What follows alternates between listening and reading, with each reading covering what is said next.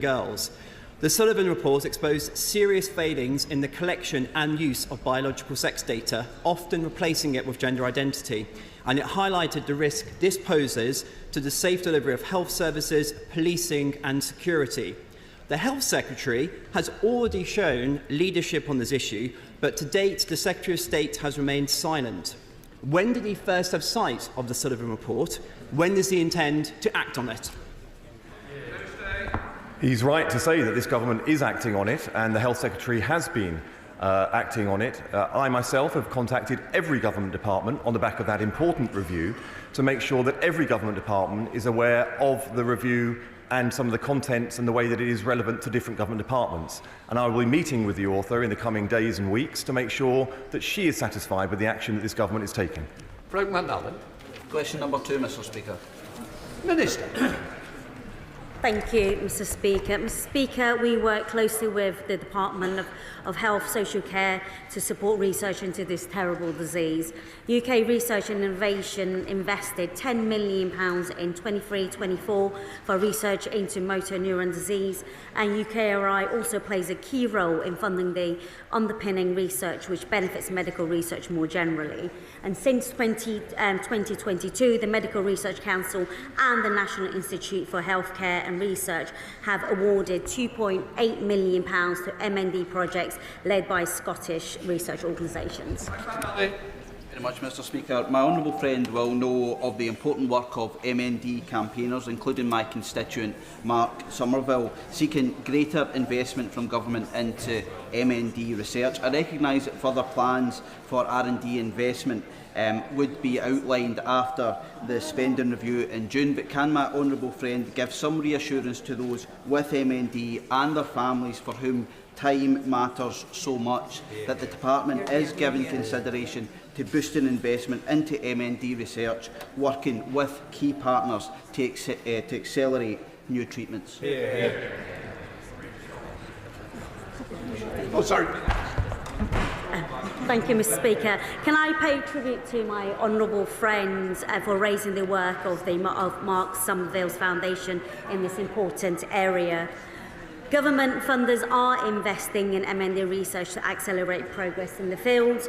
As just one example, through UKRI and the National Institute for Healthcare and Research, the government is investing £6 million for the MND Translational Accelerator led by UK Dementia's platform.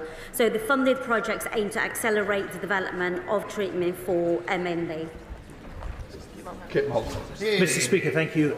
It's good to hear that there is continuing investment in looking for therapies and cures to deal with this horrific disease. However, even if these therapies do emerge, one of the frustrations in getting it into patients may be the inability of scientists to obtain access to clinical trials.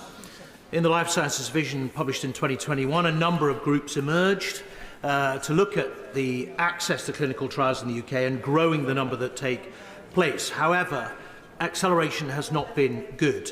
I'm chair of the All-Party Group for Life Sciences, Mr. Speaker, and one of the things I hear most in the industry is there needs to be more focused effort on clinical trials. So would the Minister consider establishing a clinical trials task force in her department to drive this important work forward? Do you get as long to answer?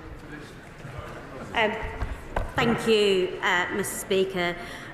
The government is doing and has done a lot in the area and is continuing to support both through UKRI research and through the Health and Social Care Department. There's been a lot of funding that's gone into clinical research. I'm happy to discuss this with him further and let him know what more work is being done or could be done on clinical trials. Mr. McAllister. Number 3, please, Mr. Speaker. Thank you, Mr. Speaker.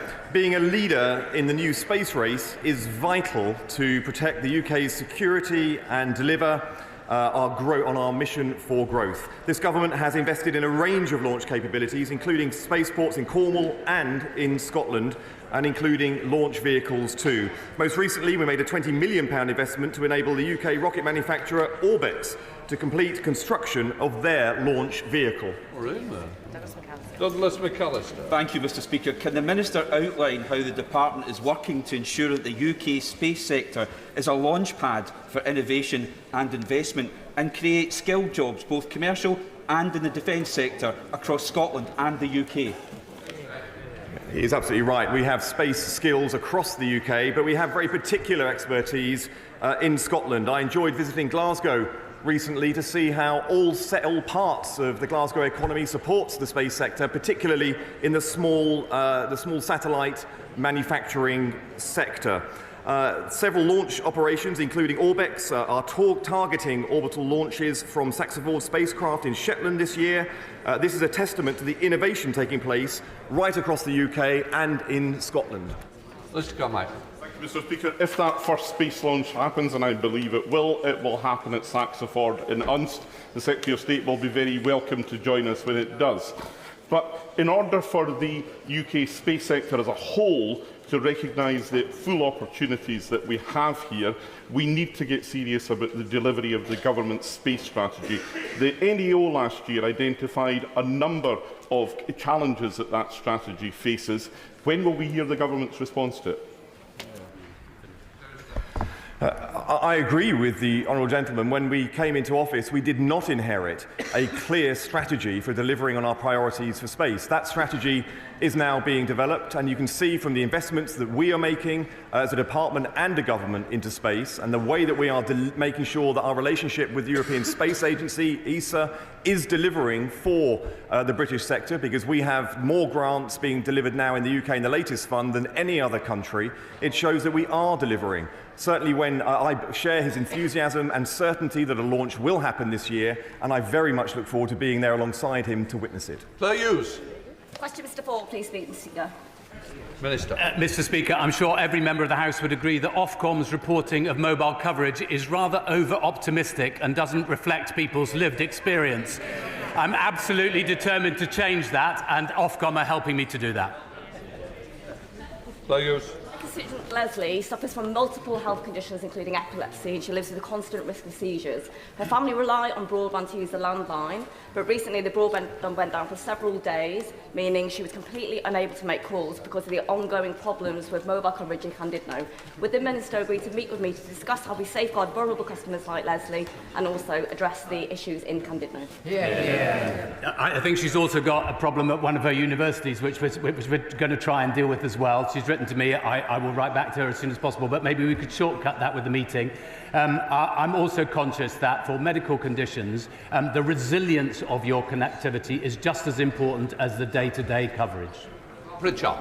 Speaker, can I thank the Minister for his candidness and honesty and say he's one of the most effective, experienced and able ministers in the government. So having made those compliments, can I just encourage him? Can I encourage him to visit Shropshire where there are still too many knock spots? And perhaps one of the reasons is this country only has 4 mobile network operators. Isn't it time we had more competition? And finally, is the Shared Rural Network Agreement likely to hit its targets by the end of this year?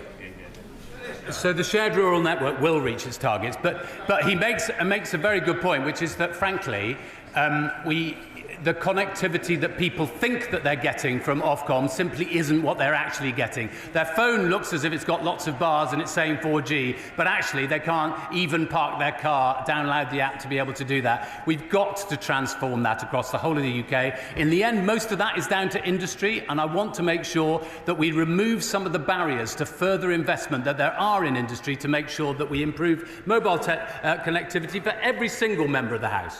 Susan Murray. Number 5, Mr. Speaker. Thank you, Mr. Speaker. I welcome the national conversation taking place on how we protect children online. The Online Safety Act requires all regulated end users for users and search services to comply with illegal content and child safety rules. Illegal content duties came into effect last week. I am closely monitoring the impact that these duties have on online safety. Susan Murray. Very much, Mr. Speaker. Many schools in my constituency of Mid and Bartonshire use mobile phones as an educational tool. Yet, along with this learning opportunity comes easy access to sites hosting horrendous content. I would like to know how the government plans to tackle small foreign-based websites exposing people to graphic content. and what steps his department is taking to ensure that smaller platforms are adequately regulated to protect children from online harms. I'm grateful for her question and also the manner in which she expressed it, which expresses the complexity of use of smartphones and the benefits as well as the potential harmful aspects of it too. I can assure her that as of last week, the demand to take down illegal content has now come into force. I accept also that there is still illegal content online. I am watching closely at the way that Ofcom responds to the challenges that they have, and I think in the coming days and weeks you will see the action that will show how assertive that they intend to be, and I expect them to be in doing so. They also have a task force which is looking at the small but risky sites of which she mentions. I will be looking very closely and supporting Ofcom in their requirement to act in those circumstances. Holden Billington. Thank you, Mr. Speaker. The domestic abuse charity Oasis in my constituency has alerted me to the appalling situation that young women are being coerced to set up their own OnlyFans account to generate income. Can the Secretary of State outline what steps he is taking to ensure this sector can root out coercion and exploitation? She is a champion for these issues, and Oasis, the charity, a great charity, is lucky to have her voicing their work and the needs to make these radical changes to keep people safe online here in the House of Commons. I can assure her that the situation she has described breaches several aspects of law in this country, including the need to take down illegal content. I'll be watching closely, as she will, and working with her to make sure that these new powers and the powers that are coming online are effective and how we adapt to these challenges into the future. Victoria Cornish, Liberal Democrat spokesperson. Thank you, Mr. Speaker. On my Safe for Screens tour discussing online safety for children, students themselves are calling for action, whether they're talking about brain rot, the subtle but dangerous impact on their mental health, their self-esteem, their world outlook and their time. So does the Secretary of State agree with the Liberal Democrats that given this public health crisis and the massive profits that social media giants like Musk are making, that we should be looking to seek revenues from a digital service tax rather than cutting benefits to disabled families, disabled people and struggling families? I can assure her, and as you would have heard from my previous answers, that we are determined to keep young people safe online. The online activity and the services that are offered to people in this country and around the world are adapting and evolving fast because of the speed of innovation. We need a regulatory and a legislative landscape that can keep up with that innovation, and we need a government that will make sure it is on the side of young people, vulnerable people of any age going forward, and I can assure her in this government and this Secretary of State they have it. Michelle Welch. Question number 6, Mr. Speaker. If we're to be a successful digital nation, we have to take the whole of the nation with us. That's why we were proud recently to publish our first Digital Inclusion Action Plan, the first for 10 years in this country, because precisely that, we want to take everybody with us. Welsh. Thank you. Too often, communities, including ex-mining communities such as Ollerton, Edwinstowe, rural communities such as Farnsfield, and even in Hucknall West, people struggle to get a phone signal and access to the internet. Constituents feel that they are left behind and miss out on the new and upcoming technologies that we know improve access to online jobs, education and business opportunities. Does the Minister agree with me that we need to ensure that communities such as these are at the heart of the government's digital inclusion ambitions so that no one is left behind, especially those in deprived communities? She's absolutely right, and her constituency exemplifies one of the issues that we face, which is that you might have relatively affluent areas, but with much poorer areas, cheek by jowl. And that's why in our Digital Inclusion Action Plan, we've tried to make sure that we address all the different forms of digital exclusion that there are, whether that's by virtue of age, ethnicity, educational background, or physical geography. Sarah Dyke. Speaker, lack of access to digital services prevents people from applying for jobs, studying or accessing healthcare. But CSCs such as Donate IT based in Wincanton are helping to bridge this gap by diverting IT equipment that was otherwise heading to landfill, by refurbishing the tech and distributing it to people and schools and groups who need it, helping to address digital poverty. So how does the Minister plan on supporting organisations such as this to prevent electrical waste going to landfill and tackling digital exclusion? I'm really pleased that that's happening in her constituency, and we were pleased as a government not only to be able to say that many government departments will now be making sure that we do precisely the same thing, but also that many major employers in this country are going to do the same as well. It's crazy to chuck old kit into landfill when, frankly, it could be used much better to provide people with digital opportunities for the future. Dave McHillier on Topidals. Number 1, Mr. Speaker. Thank you, Mr. Speaker. I'd like to start by thanking Professor Sullivan for her independent review into sex and gender data. This is an important area, and we have shared the report with departments as part of our ongoing policy work. Last week, landmark online safety measures came into force, and from now on, platforms will have to act to take down illegal content. And I have just got back from the United States where, from NVIDIA's conference stage to investor meetings, my message was clear. The UK is hungry for the new era of growth that AI and emerging technology promises. As the Chancellor shares her spring statement, that is an era that I will keep working with her on to deliver. Dave McHillier. Mr. Speaker, the Secretary of State has today referenced space and AI as key drivers of growth. Closer to home in my constituency and across the country, our creative industries are huge drivers of growth, but there is a battle with AI. If their content is taken and they don't get recompense, that will damage the economy too. Is he talking to them and to the DCMS to make sure that our creative content creators are protected? I can assure her that I am speaking to both sectors. I am determined that both sectors will get fit for the future as we face the opportunities, but also the challenges. We are lucky as a country to have the second largest creative arts sector in the world and the third largest AI market in the world. This is a benefit, this is an opportunity for our country, and any challenges it poses will be navigated by this government so that both sectors are fit to exploit the opportunities that both have and for the commercial gain into the future. Secretary of State Alan Mack. Thank you, Mr. Speaker. Luke Shipley has grown his tech startup from 2 employees to over 100 in just 5 years. This year, Luke wanted to double his workforce in Britain, but Labour's jobs tax is forcing him to look abroad. Whilst our competitors benefit, our communities at home are missing out. So why has the Secretary of State failed to protect them from Labour's jobs tax?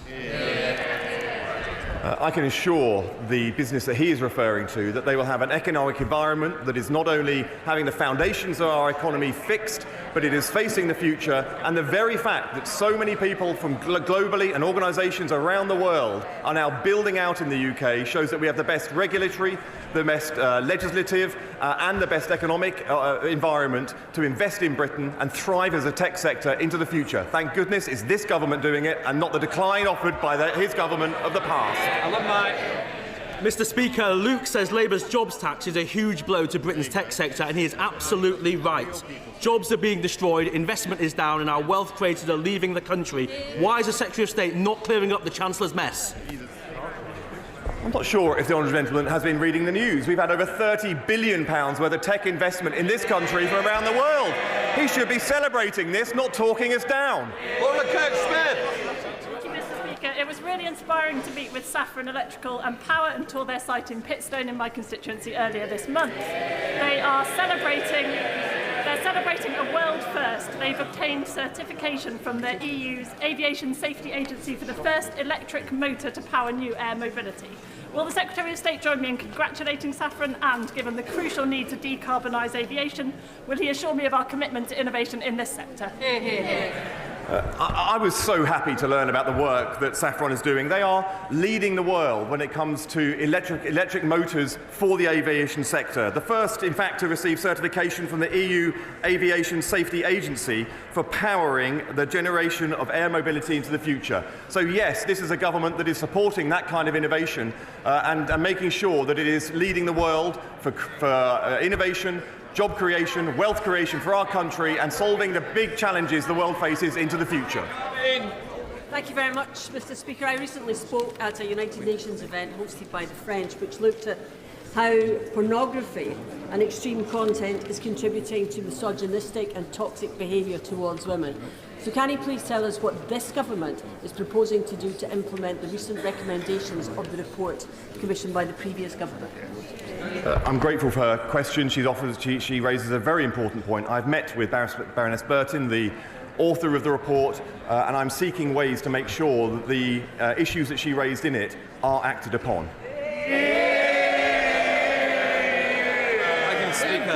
Beckenham and Penge is where local lad David Bowie launched his music career, and Saleyd is home to a vibrant, talented network of community of creatives whose work is increasingly sought after by AI companies. They deserve a just deal to provide fair pay for my constituents and the legal certainty required to encourage AI investment. What steps is the Minister taking to deliver this?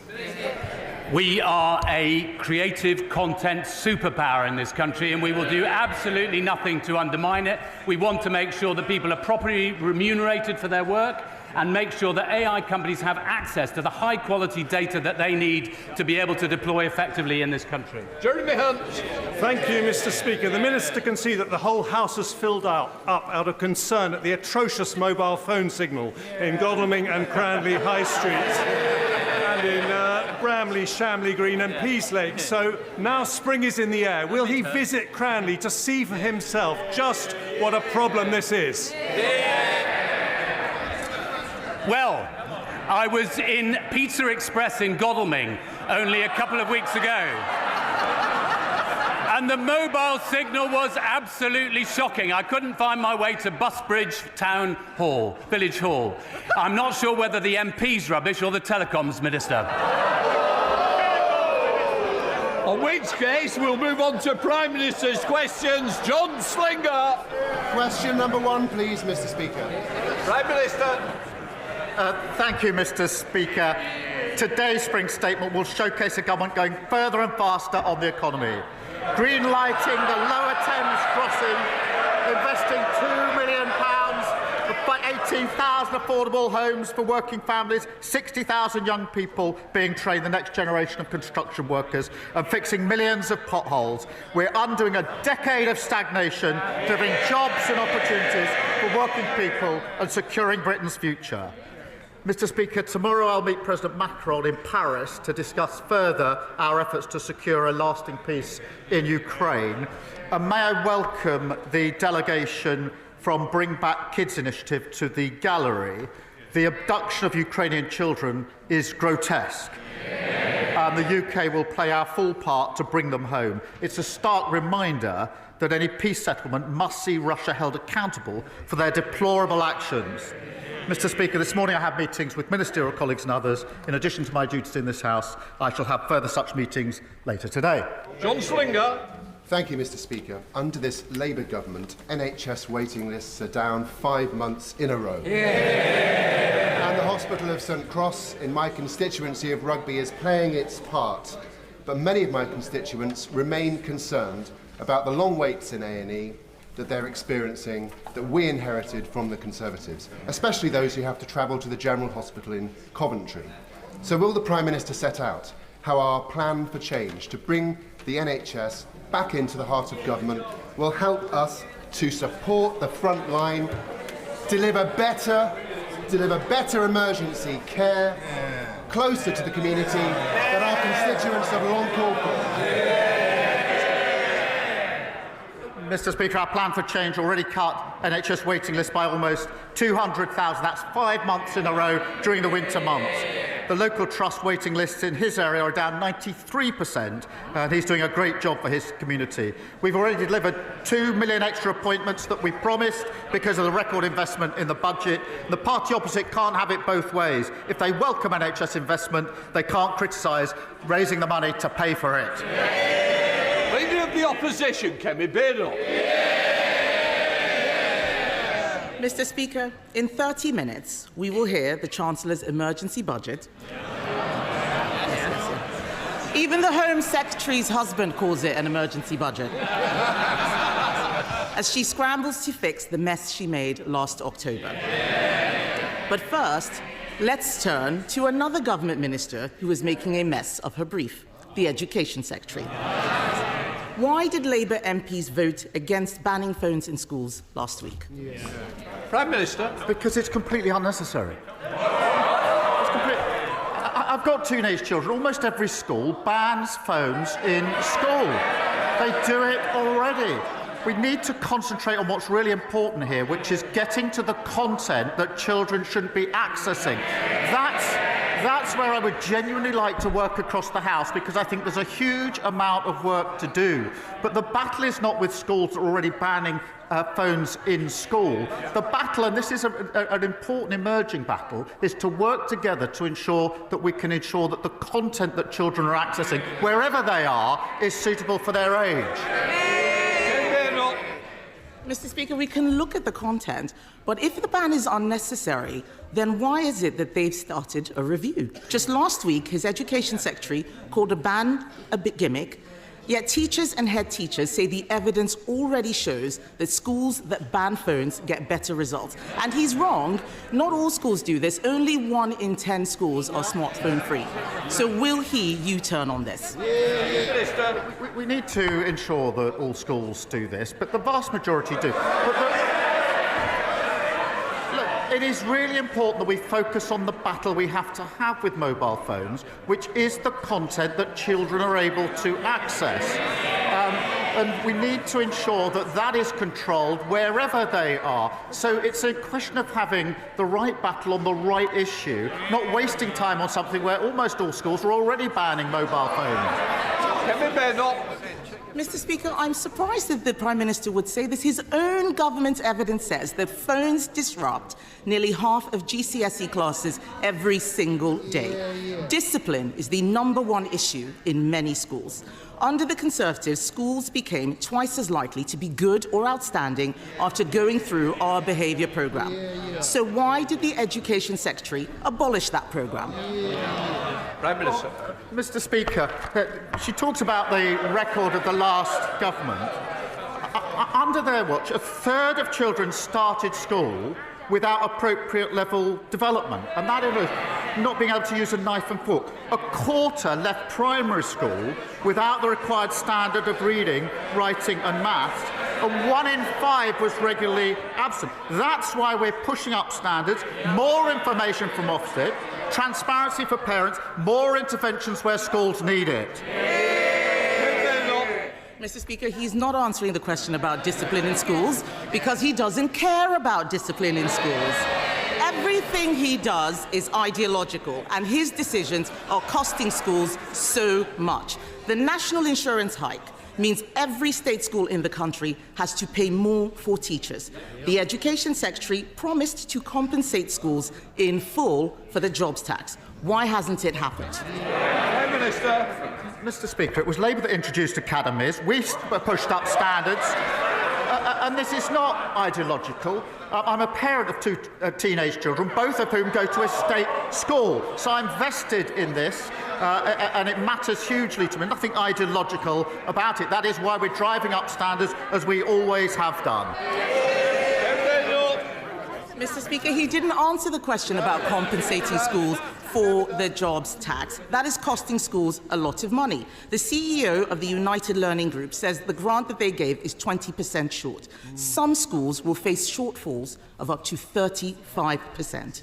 Can he guarantee that no teacher will lose their job as a result of his jobs tax? Mr. Speaker, with this government at the budget that put a record amount into our schools, just as we put a record amount into our NHS and into our public services, we were utterly failed under the last government.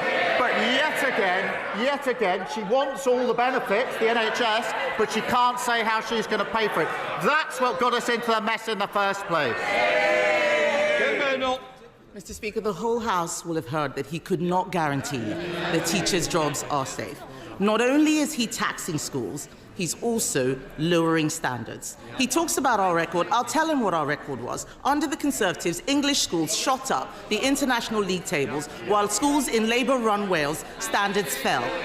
Academy freedoms led to the biggest improvement of standards in a generation. But the Education Secretary is attacking them with her reforms. Can the Prime Minister point to any evidence at all, that these discredited academy reforms will improve school standards? Prime Minister. Yes, take the example of schools going into academies. The vast majority of schools are already academies. Therefore, we need to think again about what we do about failing schools that are already academies. We need to go on to the next chapter. And they never take the big decisions, and that's why we ended up their record. Open borders, which she was the cheerleader for, a crashed economy, mortgages through the roof, the NHS on its knees, hollowed out armed forces, and what have we got already under this government? 2 million extra NHS appointments, 750 breakfast clubs, including one in her constituency, record numbers of people being returned who shouldn't be here, and fully funded increase in defence spending. That's the difference a Labour government makes. Thank you, Mr. Speaker. I recently visited Harlow College and saw the work they were doing training the bricklayers and electricians of the future. Would the Prime Minister agree with me that the work that FE colleges like Harlow College do is vital for the house building that we need for future generations? And what will his government do to support Harlow's next generation? Prime Minister. He's a great champion for his constituents. We are investing £600 million to train up to 60,000 more skilled house builders so we can support the next generation and deliver 1.5 million new homes. We're creating technical excellence colleges and investing in Stansted Airport, creating 5,000 jobs nearby, which will create more opportunities for young people in Harlow. Leader of the Liberal Democrats, Red David. Thank you, Mr. Speaker. The British drama Adolescence has shone a much-needed spotlight on the enormous damage being done by social media to the minds of many of our young people, especially teenage boys. We've argued social media giants should be much more toughly regulated and pay more tax so we can defend our young people from this harm.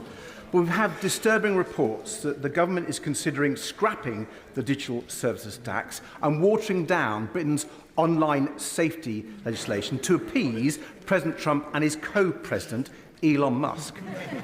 So will the Prime Minister today categorically rule out both of these things and make it clear that he will guarantee that British laws on tax and social media will be written in this House and not the White House?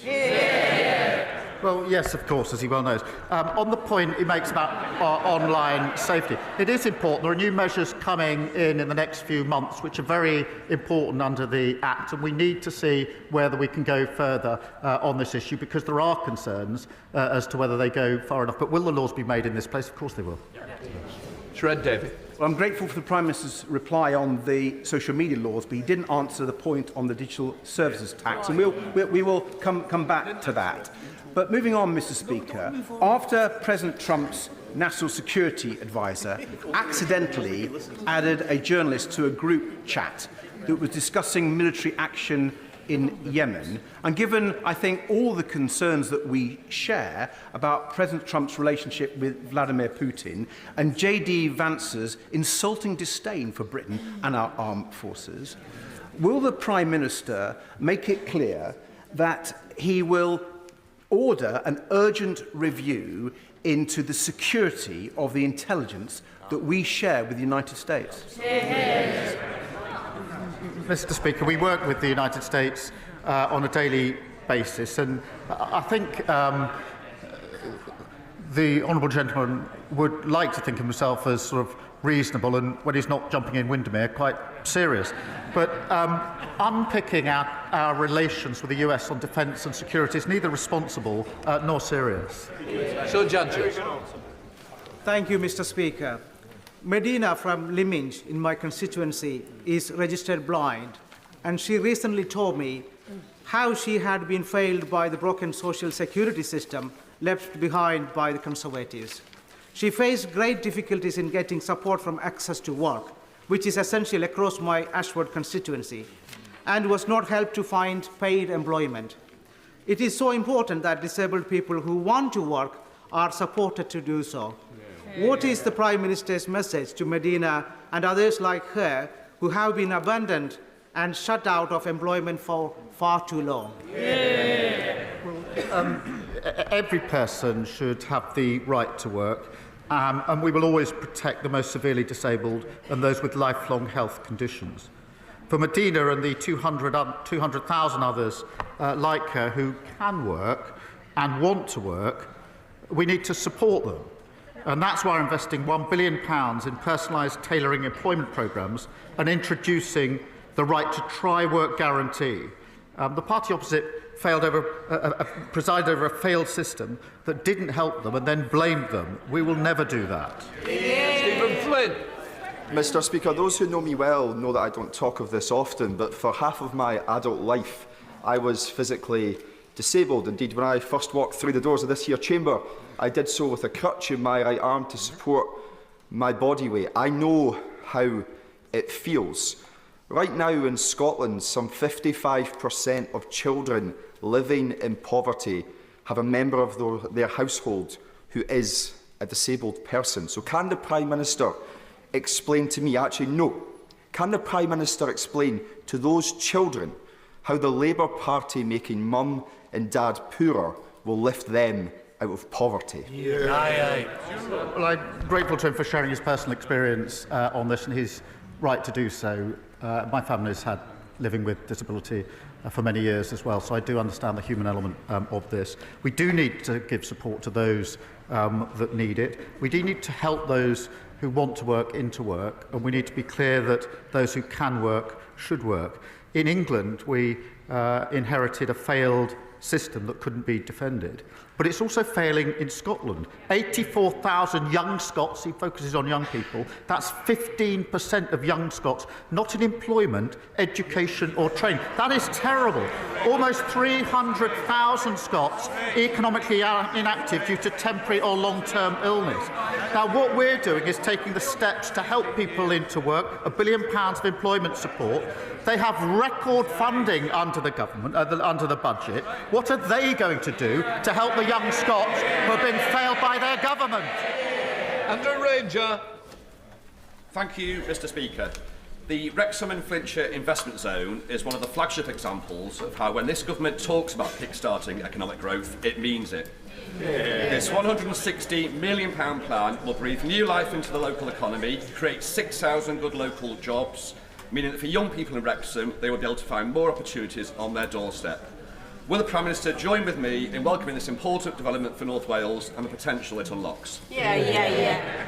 Well, it is really important that we unleash the economic potential of North Wales, including kick-starting the investment zone, backed by major businesses, Mr. Speaker, like Airbus and JCB, to leverage £1 billion of private investment, investing £975 million to benefit aerospace workers at Broughton, where I met the fantastic young workers there, and securing £1 billion investment in Shotton Mill, securing 300 jobs on D-side. And we put a record amount of money into the Welsh Government at the budget, a budget decision which was opposed by Plaid.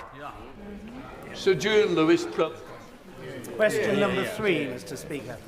Prime Minister. The Right Honourable Member asks about shale gas. There are very real economic and environmental consequences to fracking, and communities have clearly said no. Sir Julian. I'm sorry, but that answer had nothing to do with my question, which was to ask why the government are ordering the permanent sealing of Britain's only 2 shale gas wells. The government is perfectly entitled on environmental grounds to not exploit such wells in normal conditions. But does he not recognise that in a desperate situation such as an international conflict where other sources of power were cut off from us, taking a decision now to concrete these things over so that a future government could not use them is an extremely irresponsible and reckless He knows there are real consequences of fracking, as I've set out. But what we need to do to secure our independence and lower bills and the next generation of jobs is move at speed to renewable energy. And that's why I'm pleased there's record investment coming into renewable energy so that tyrants like Putin can't put his boot on our throat. Now, if the party opposite don't want to support that investment, they should say so. Kemi Badenoch. Thank you, Mr. Speaker. Would the Prime Minister join me in thanking colleagues from across the House and the excellent clerks and staff who have spent the last few months working on the Assisted Dying Bill Committee? And would he agree with me that if the law is to change on assisted dying, it's extremely important that it is implemented as soon as it is safe and practicable to do so? Can can I congratulate all colleagues working on this bill and taking part in the debate. It is an important issue on which there are different views across the House and within parties. The bill is a matter for the House, but it is the government's role to ensure every piece of legislation that passes through Parliament is effective and workable. So we'll continue to work with my honourable friend as the bill sponsor to do that. In the same way, Mr Speaker, we would for every private member's bill which passes second reading, and if Parliament chooses to pass this bill, the government will implement it in a way that is safe and practicable. Bradley Thomas. Thank you, Mr Speaker. Acorns Children's Hospice provides compassionate care to very young cancer patients and their families across Bromsgrove and the villages, yet it faces a staggering £416,000 increase in national insurance contributions as a result of choices made by this government. With no exemption for hospices and no uplift in non-capital funding, this means that the charity will have to draw from charitable donations made by the public, and this will affect frontline services. This is not right. Will the Prime Minister take this opportunity to right this wrong and exempt hospices from this tax? We are investing £100 million for adult and children's hospices to improve facilities, equipment and accommodation, as well as £26 million in funding through the Children's Hospice Grant. But their cries and moaning would have a lot more value if they started their questions with an apology for crashing the economy in the first place. Jacob Collier. Thank you, Mr Speaker. Roads in Burton, Uttoxeter and across Staffordshire are littered with potholes. Local people are forking out thousands because of the Conservatives' neglect and incompetence. And that's despite this Labour government giving Tory Staffordshire County Council £39 million to get the job done. Does the Prime Minister agree with me that the people of Staffordshire deserve better than roads with more dimples than a Staffordshire oat cake? Prime Minister. Look, he's right. Potholes are a real nuisance. And if you're using your car for work or your van and you hit a pothole, you're looking at a bill of several £100, which is unbudgeted for so many working families. That's why we're handing the West Midlands Combined Authority an additional £8.6 million to help repair their roads, part of a record £1.6 billion invested across the country. On top of that, Mr Speaker, every council must now publish how many potholes they've filled so we can show that we're making progress and that we're delivering something that didn't happen under the last government. John Cooper. Mr Speaker, thank you. When he was Director of Public Prosecutions, the right honourable gentleman would not, I think, have sat comfortably in the cabinet of Prime Minister Cameron. But incredibly, in Scotland, we have a situation where the head of prosecutions there, the Lord Advocate, does sit in cabinet. This has been thrown into sharp focus lately with a police probe into the finances of the SNP. It's further being thrown into sharp focus because ultimately, although not personally involved, the Lord Advocate does ultimately sit at the head of the investigation into the former First Minister, Nicola Sturgeon. She faced potential criminal charges. This situation has been created by the SNP. They will not fix it. Does it sit with this House to amend this situation? Prime Minister. Well, I'm grateful to this is a really important issue, and Labour in Scotland have been clear that they'd separate this role. That's the right thing to do for the reasons that have just been articulated. It's the obvious thing to do, and that's obviously what we do in England and Wales. Now, there have been calls for a review on this since 2021, but the SNP has not acted fast on those reviews. They really do need to bring forward proposals now to deal with the problems been sitting there for a very, very long time. Thank you, Mr Speaker. Can I join the Prime Minister in welcoming the delegation from Bring Back Kids, who are trying to return the tens of thousands of children abducted by Vladimir Putin, an act of pure evil. The Prime Minister will be aware that they've been working with the Yale University Humanitarian Lab, who were tracking thousands of those children inside Russia until recently. I say until recently because they've had their long-term funding removed. Will we consider using our existing contributions to the Partnership Fund for a Resilient Ukraine to restore that important work that they're doing, and in doing so restore the hope that those children can be returned to their anguished families? Well, I'm grateful to him for emphasising this again. Russia's abduction of Ukrainian children is sickening, and I think across the House we would all agree on that. A peace settlement in Ukraine must see Russia held to account and the children reunited with their families. And in specific reference to his question, the UK is playing our full part in international efforts, including funding the Bring Kids Back initiative through the Partnership Fund for a Resilient Ukraine. And I want to reassure the whole House will do everything we can to see these children returned and reintegrated as safely and as quickly as is possible. Madeira Wilson. Thank you very much, Mr. Speaker. The 7-year-old adoptive daughter of my constituent Sarah suffered immense trauma in her early years. Thanks to support from the Adoption and Special Guardianship Support Fund, she's been able to access much-needed therapy that's helped her progress. But she and thousands of others don't know if they'll be able to get more help, because in just 5 days, that fund ends and ministers have repeatedly refused to confirm whether it will continue. So can the Prime Minister give a cast-iron guarantee to vulnerable children, adoptive parents and kinship carers that he won't cut this fund, and so that, in Sarah's words, she can give her daughter the absolute best second chance in life she deserves? Well, we will set out details just as soon as we can on the basis of the principles that I set out earlier. The scheme overall, in terms of welfare, is not defendable on terms, but it must be a scheme that supports those that need it, and the details will be set out. Thank you very much, Mr. Speaker. While our nation was being engulfed last year by racist riots in Slough, Christians, Hindus, Jews, Sikhs, people of faith and no faith openly declared that if anybody tried to attack a mosque in our town, we'd stand in solidarity with our local Muslim community to protect it. However, since then, many have become more fearful with a rise in Islamophobic attacks, including this month at a mosque in Aberdeen. So can my right honourable friend, the Prime Minister, confirm to the country what steps is the government taking to tackle such hate crime and promote community cohesion so that those seeking to divide our British society are not allowed to succeed? Well, I thank him for his question. He does great work to bring our communities together, especially in Slough. Look, any form of racial or religious-based hatred is abhorrent and has no place in society. We have set aside over £50 million to protect faith communities and freedom of worship. That's the right thing to do. It's a shame that we have to do it.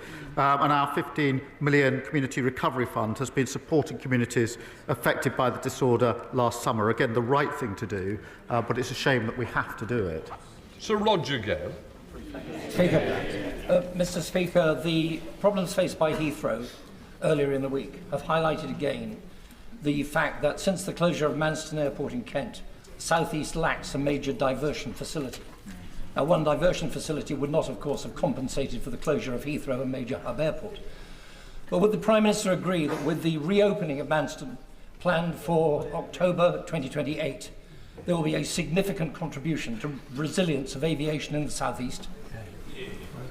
Well, look, he's right to raise the concern about the situation in Heathrow. I think everybody is very concerned by what happened last week. There are clearly questions that need to be answered on a number of fronts in relation to what happened, and an investigation is ongoing. But I'm not going to announce particular parts of our policy and strategy here at this stage. Irene Campbell. Thank you, Mr. Speaker. In my constituency of North Ayrshire and Arran, the SNP ferry fiasco is having a devastating social and economic impact on our Drawson and the Isle of Arran. As well as building a Calmac ferry that doesn't fit into the existing harbour, the Fraser of Allender Institute estimates that the disrupted ferries cost the Isle of Arran £170,000 of lost revenue per day. Does the Prime Minister agree with me that the SNP government needs to find a rapid solution to swiftly address this serious situation? I thank her for fighting SNP incompetence on behalf of her constituents. Yet again, the SNP are failing island communities. Hospital appointments are being missed and livelihoods destroyed. And Scotland has a proud history of shipbuilding and engineering. The SNP should be supporting Scottish workers and focusing on delivering for our communities. Vicky Slade. Thank you, Mr. Speaker. Camphor Magna in my constituency is proposed as a site for a new energy from waste incinerator, which will burn 260,000 tonnes of waste a year, more than the whole of Dorset's use. And I'm concerned that as we reduce our levels of waste with the brilliant new plans to recycle more, we're going to end up having to feed the monster. The area already has 95% of the capacity. So does the Prime Minister agree with me that we shouldn't allow new plants where we already have sufficient capacity or where carbon capture is not going to be included? I hope she'll forgive me. The details of the particular incinerator she speaks of, I don't know the details. I'm not across that. But I will make sure that she gets an answer to her question in written form as soon as possible. Chris MacDonald. Thank you, Mr. Speaker. Can I commend my right honourable friend for his leadership on Ukraine, showing that the UK is once again at the forefront of protecting democratic freedoms? Does he agree with me that as our defence spending increases, we need to support our supply chain companies to increase their capability, creating good jobs and apprenticeships in places like Stockton North and across the country? And will he meet with me and our Teesside Defence and Innovation Cluster that I've established, which is helping to create that new defence capability for the UK? Prime Minister. Well, Mr. Speaker, this is a once-in-a-generation moment for security of our country and our continent.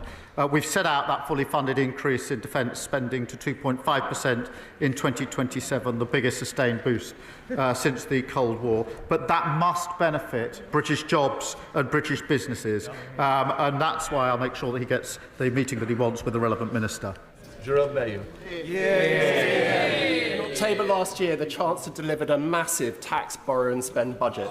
Now her plans have collapsed around her ears with an emergency budget to cut that spending. So has the time now come, Mr. Speaker, for the Prime Minister to state in public that he has full confidence in the Chancellor? I have full confidence in the Chancellor. Thank you. Thank you very much, Mr. Speaker. Albion Rovers has been a football institution in Coatbridge since 1882.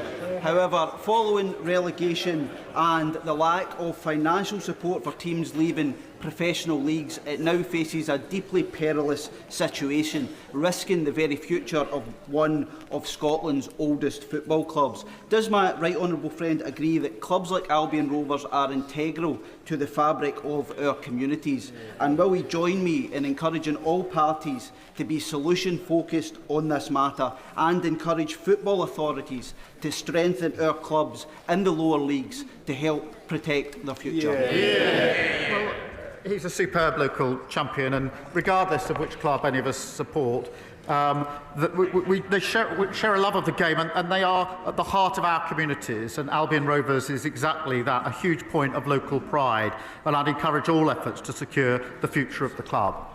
Final question, Dr. Kieran Muller.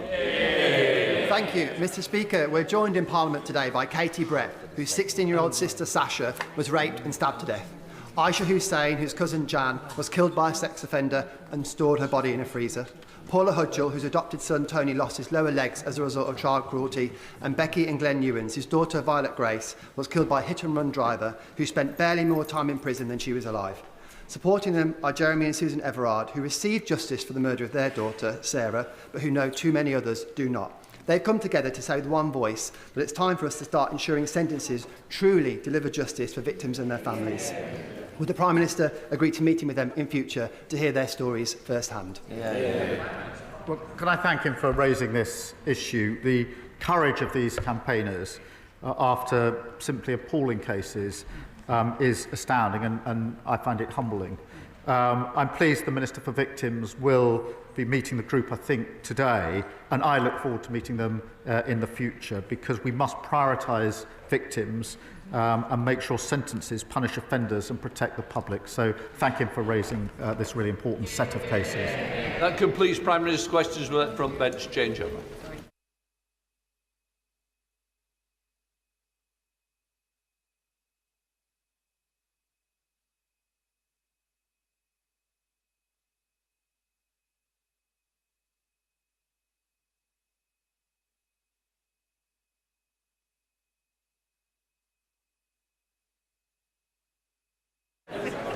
Right, we now come to the spring statement. Chancellor of the Exchequer, Rachel Reeves. Mr. Speaker, this Labour government was elected to bring change to our country, to provide security security for working people and to deliver a decade of national renewal. That work began in July, and I am proud of what we have delivered in just 9 months. Restoring stability to our public finances, giving the Bank of England the foundation to cut interest rates 3 times since the general election, rebuilding our public services with record investment in our NHS, bringing waiting lists down for 5 months in a row, and increasing the national living wage to give 3 million people a pay rise from next week. Now our task is to secure Britain's future in a world that is changing before our eyes. The threat facing our continent was transformed when Putin invaded Ukraine. It has since escalated further and will continue to evolve rapidly. At the same time, the global economy has become more uncertain, bringing insecurity at home as trading patterns become more unstable and borrowing costs rise for many major economies. Mr. Speaker, the job of a responsible government is not simply to watch this change. This moment demands an active government, a government not stepping back, but stepping up. A government on the side of working people, helping Britain to reach its potential. And, Mr. Speaker, we have the strength to do just that. As one of the world's largest economies, an ally to trading partners across the globe, and a hub for global innovation.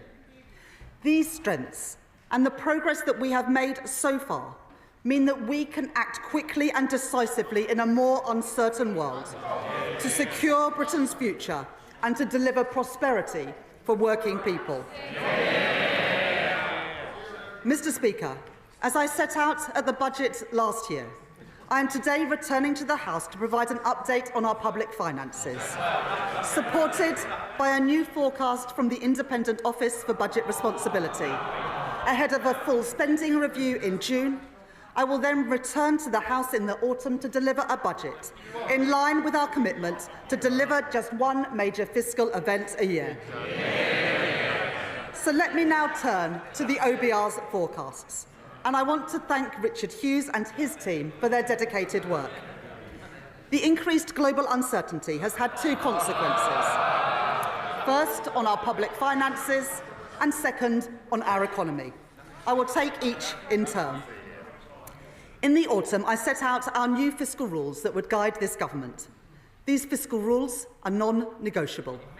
They are the embodiment of this government's unwavering commitment to bring stability to our economy and to ensure security for working people. Because the British people have seen what happens when a government borrows beyond their means.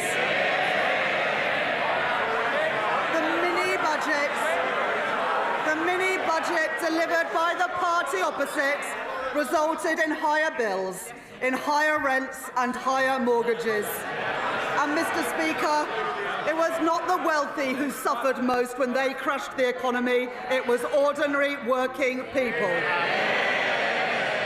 And they continue to feel the effects 2.5 years later of the damage that the party opposite did. Now let me be clear. There is nothing progressive, there is nothing Labour about working people paying the price for economic irresponsibility. The British people put their trust in this Labour government because they knew that I would never take risks with the public finances, that we would never do anything to put household finances in danger, and we must earn that trust every single day. The 2 rules that I set out at the budget were first, our stability rule, which ensures that public spending is under control, balancing the current budget by 2029-30, so that day-to-day spending is met by tax receipts. Second, our investment rule, to drive growth in the economy, ensuring that net financial debt falls by the end of the forecast period, while enabling us to invest alongside business. Turning first to the stability rule, the OBR's forecast shows that before the steps that I will take in this statement, the current budget would have been in deficit by £4.1 billion in 2029-30, having been in surplus by £9.9 billion in the autumn, as the UK, alongside our international peers like France and Germany, has seen the cost of borrowing rise during this period of heightened uncertainty in global markets.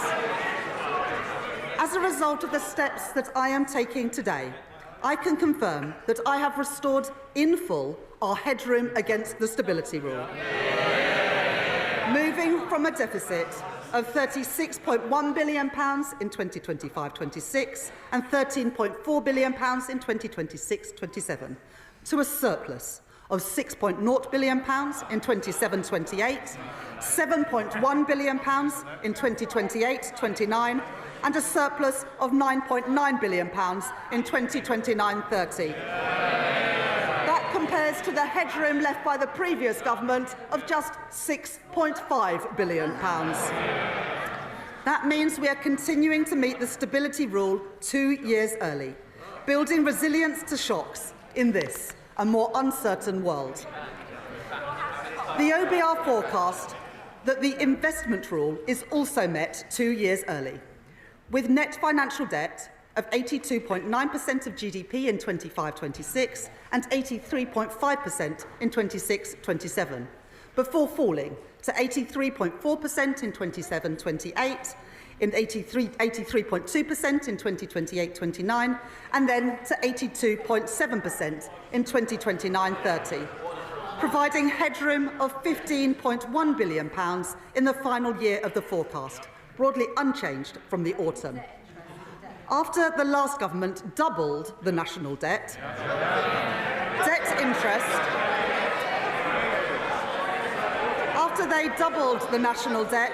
debt interest payments now stand at £105.2 billion this year. Mr. Speaker, that is more than we allocate to defence, the Home Office and the Ministry of Justice combined. That is the legacy of the party opposites. So the responsible choice is to reduce our levels of debt and borrowing in the years ahead so that we can spend more on the priorities of working people, and that is exactly what this government will do. Mr. Speaker, I said that our fiscal rules were non-negotiable, and I meant it. I will always deliver economic stability, and I will always put working people first. I said it at the election, I said it at the budget, and I say it again today. Let me now set out the steps that the government has taken. At the budget, we protected working people by keeping our promise not to raise their rates of national insurance, income tax or VAT. At the same time, we began to rebuild our public services after the party opposite left a £22 billion black hole in our public finances. Ours were the right choices for stability and the right choices for renewal, funded by the decisions that we took on tax. As I promised in the autumn, this statement does not contain any further tax increases. But when working people are paying their taxes while still struggling with the cost of living, it cannot be right that others are still evading what they rightly owe in tax.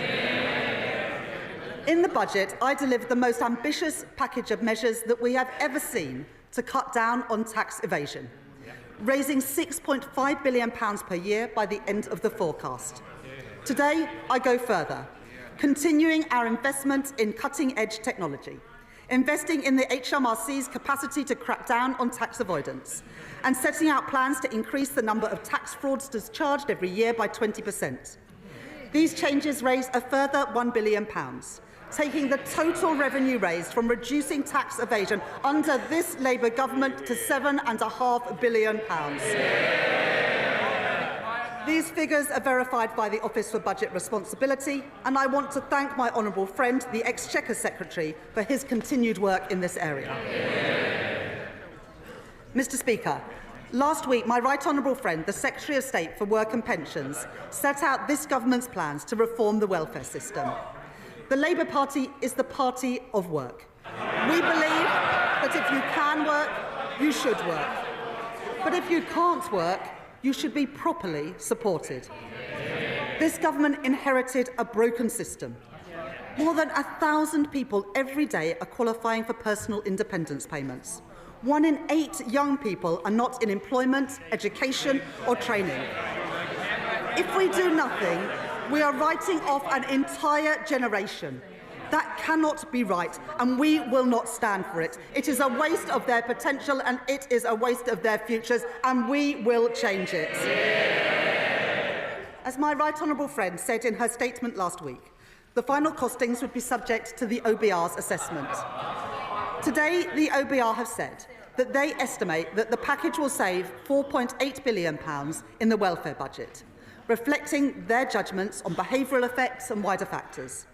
This also reflects final adjustments to the overall package, consistent with the Secretary of State's statement last week and the Government's Pathways to Work Green Paper. The Universal Credit Standard Allowance will increase from £92 per week in 25-26 to £106 a week by 29-30, while the Universal Credit Health element will be cut for new claimants by around 50% and then frozen. On top of this, we are investing £1 billion to provide guaranteed, personalised employment support to help people back into work. And £400 million to support the Department for Work and Pensions and our job centres to deliver these changes effectively and fairly, taking total savings after that to the package to £3.4 billion. While spending on disability and sickness benefits will continue to rise, these plans mean that welfare spending as a share of GDP will fall between 2026 and the end of the forecast period, very different to what we inherited from the party opposite. We are reforming our welfare system, making it more sustainable, protecting the most vulnerable, and most importantly, supporting more people back into secure work, lifting them out of poverty. Mr. Speaker, at the budget, I fixed the foundations of our economy to deliver on the promise of change. That work has already begun. 2 million extra appointments in our NHS.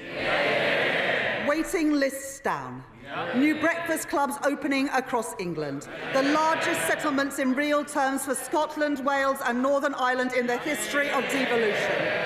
Asylum costs falling, promises made, promises kept, and every single one of them opposed by the parties opposite. At the budget, alongside providing an increase in funding for this year and next, I set the envelope for the spending review, which we will deliver in June, led by my right honourable friend, the Chief Secretary to the Treasury, to set departmental budgets until 28-29 for day-to-day spending and until 2029-30 for capital spending. Today, I'm reflecting 2 steps that we have taken on our spending plans. First, because we are living in an uncertain world, as the Prime Minister has set out, we will increase defence spending to 2.5% of GDP, reducing overseas aid to 0.3% of gross national income. This means we save £2.6 billion in day-to-day spending in 2029-30 to fund our more capital-intensive defence commitments. Second, in recent months, we have begun to fundamentally reform the British state, driving efficiency and productivity across government to deliver tangible savings and improve services across our country. Earlier this the Prime Minister set out plans to abolish the arm's-length body NHS England and ensure that that money goes directly to improving the service for patients. My right honourable friend, the Health Secretary, is driving forward vital reforms to increase NHS productivity, bearing down on costly agency spend to save money so that we can improve patient care. And my right honourable friend, the Chancellor of the Duchy of Lancaster, is taking forward work to significantly reduce the costs of running government by 15%, worth £2 billion by the end of the decade. This work shows that we can make our state leaner and more agile, delivering more resources to the front line, while ensuring that we control day-to-day spending to meet our fiscal rules. Today, I build on that work by bringing forward £3.25 billion of investment to deliver the reforms that our public services need through a new transformation fund. That is money brought forward now to bring down the costs of running government by the end of the forecast period, by making public services more efficient, more productive and more focused on the user. I can confirm today the first allocations from this fund, including funding for voluntary exit schemes to reduce the size of the civil service, pioneering AI tools to modernise the state, investment in top technology for the Ministry of Justice to deliver probation services more effectively, and upfront investment so we can support more children into foster care to give them the best possible start in life and reduce cost pressures in the future. Our work to make government leaner, more productive and more efficient will help deliver a further £3.5 billion of day-to-day savings by 2029-30. Overall, day-to-day spending will be reduced by £6.1 billion in 2029-30, and it will now grow by an average of 1.2% a year above inflation, compared to 1.3% in the autumn. Mr. Speaker, I can confirm to the House that day-to-day spending will increase in real terms above inflation in every single year of the forecast. And in the spending review, apart from the reductions in overseas aid, day-to-day spending across government has been fully protected. I can also confirm our approach to capital investment. In the autumn budget, I announced £100 billion of additional capital spending to crowd in investment from the private sector, to fix our crumbling infrastructure, and to create jobs in every corner of our country. Today, I am not cutting capital spending, as the party opposite did, time and time again, because that choked off growth, and it left our school roofs literally crumbling. That was the wrong choice. It was the irresponsible choice. It was the Tory choice. Today, I am instead increasing capital spending by an average of £2 billion per year compared with the autumn, to drive growth in our economy and to deliver in full our vital commitments on defence. This government will ensure that every pound we spend will deliver for the British people by increasing productivity, driving growth in our economy and improving our frontline public services.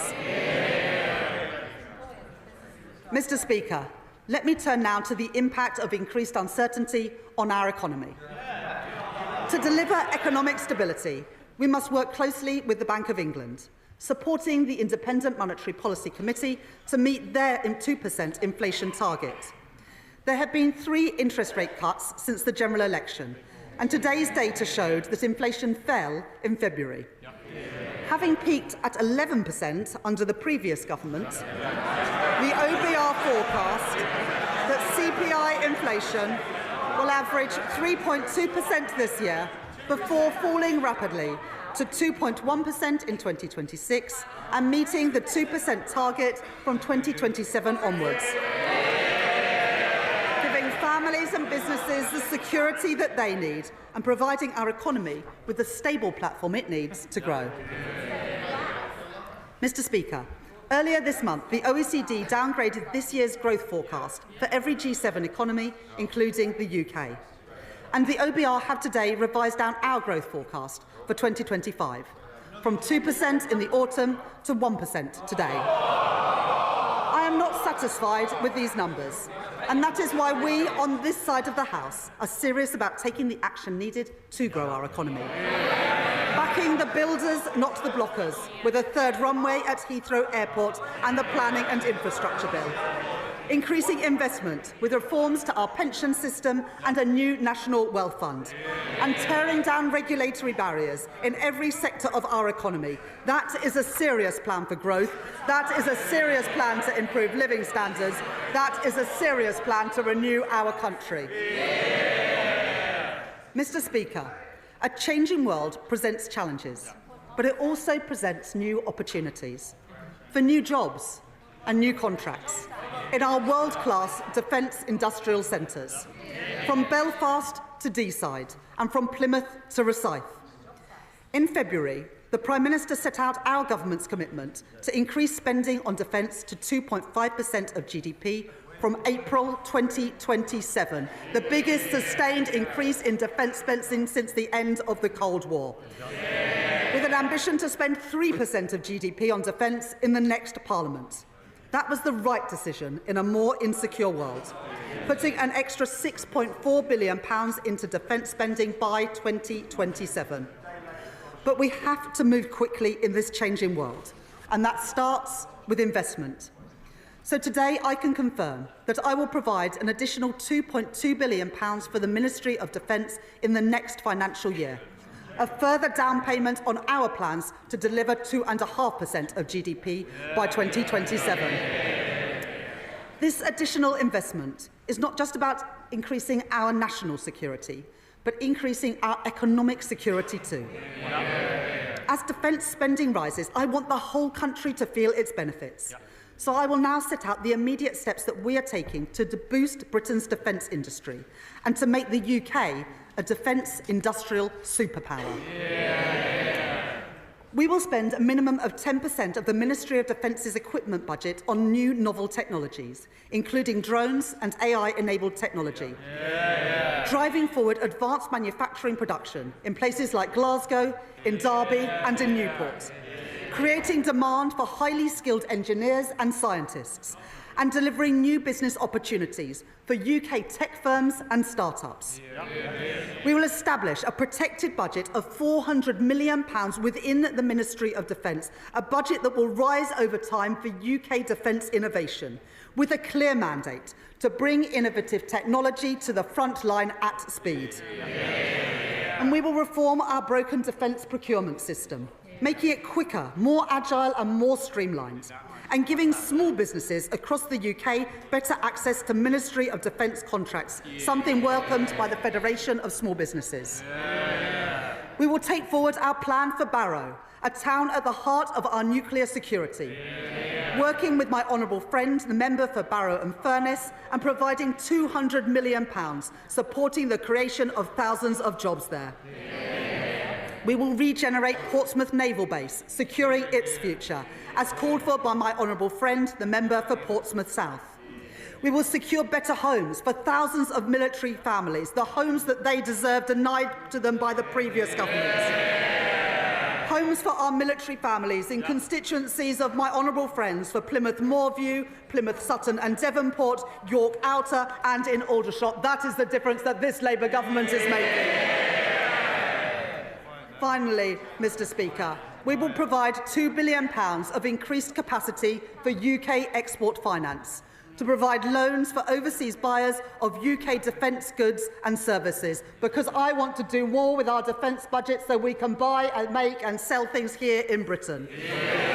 Giving further opportunities for our world-leading defence companies and those who work in them to grow and create jobs here in Britain as military spending rightly increases all across Europe. To oversee all of this vital work, my right honourable friend, the Defence Secretary, and I will establish a new Defence Growth Board to maximise the benefits from every pound of taxpayers' money that we spend. And we will put defence at the heart of our modern industrial strategy to drive innovation that can deliver huge benefits back into the British economy. Mr Speaker, that is how we make our country a defence industrial superpower. So the skills of the future, the jobs of the future and the opportunities of the future can be found right here in the United Kingdom. Mr Speaker, as the previous government learned to their detriment, there are no shortcuts to economic growth. It will take long-term decisions. It will take hard yards. It will take time for the reforms that we are introducing to be felt in the everyday economy. It is right that the Office for Budget Responsibility consider the evidence and look carefully at measures before recognising a growth impact in their forecast. But, Mr Speaker, I can announce to the House that the OBR have considered and have scored one of the central planks of our plan for growth. In my first week as Chancellor, I announced that we were pursuing the most ambitious set of planning reforms in decades to get Britain building again. And in December, we published changes to the National Planning Policy Framework, driven forward tirelessly by my right honourable friend, the Deputy Prime Minister. Reintroducing mandatory housing targets and bringing grey belt land into scope. The OBR have today concluded that these reforms will permanently increase the level of real GDP by 0.2% in 29-30, an additional £6.8 billion for our economy, and by 0.4% of GDP within 10 years, an additional £15.1 billion in our British economy. Mr. Speaker, that is the biggest positive growth impact that the OBR have ever reflected in their forecast for a policy with no fiscal cost. And taken together with our plans to increase capital spending that we set out in the budget last year, this government's policies will increase the level of real GDP by 0.6% in the next 10 years. Mr. Speaker, that is the difference that this Labour government is making. Policies to grow our economy. Promises by a Labour government, delivered by a Labour government, opposed by the parties opposite. Mr. Speaker, the planning system that we inherited was far too slow. The OBR have concluded that our reforms will lead to house building reaching a 40-year high. 305,000 homes a year by the end of the forecast period. And changes to the National Planning Policy Framework alone will help build over 1.3 million homes in the UK over the next 5 years, taking us within touching distance of delivering our manifesto promise to build 1.5 million homes in England in this Parliament. Homes promised by this Labour government, homes built by this Labour government, homes opposed by the parties opposite. The impact on our economy goes further still. I said at the election that we could not simply tax and spend our way to prosperity. We need economic growth. So I can today confirm that the effect of our growth policies, including our planning reforms, means an additional £3.4 billion to support our public finances and our public services by 2029-30. The proceeds of growth, promised by this Labour government, delivered by this Labour government, opposed by the parties opposite. Mr. Speaker, earlier this week, we provided an additional £2 billion of investment in social and affordable homes next year, delivering up to 18,000 new homes and allowing local areas to bid for new development across our country, including sites in Thanet, in Sunderland and in Swindon. More security for families across our country, promised by this Labour government, delivered by this Labour government and opposed by the parties opposite. And to build these new homes, we need people with the right skills. Earlier this week, my right honourable friend, the Education Secretary, announced more than £600 million to train up 60,000 more construction workers, including with 10 new technical excellence colleges across every region of our country, giving working people the chance to fulfil their potential. New opportunities for our young people, promised by this Labour government, delivered by this Labour government, opposed by the parties opposite. Mr. Speaker, all this is just the start. The Planning and Infrastructure Bill passed its second reading on Monday. No thanks to the parties opposite. Once this bill completes its passage, it will help deliver the homes and infrastructure our country badly needs. And I say to the parties opposite, the British people will be watching. Because if the parties opposite don't support these reforms, let us be clear about what that means. They are opposing economic growth. They are opposing more homes for families. They are opposing good jobs across our country. We on this side are clear about whose side we are on. The parties opposite must decide too. This Labour government is taking the right decisions now to secure Britain's future. And today I can confirm to the House that the OBR have upgraded their growth forecast next year and every single year thereafter.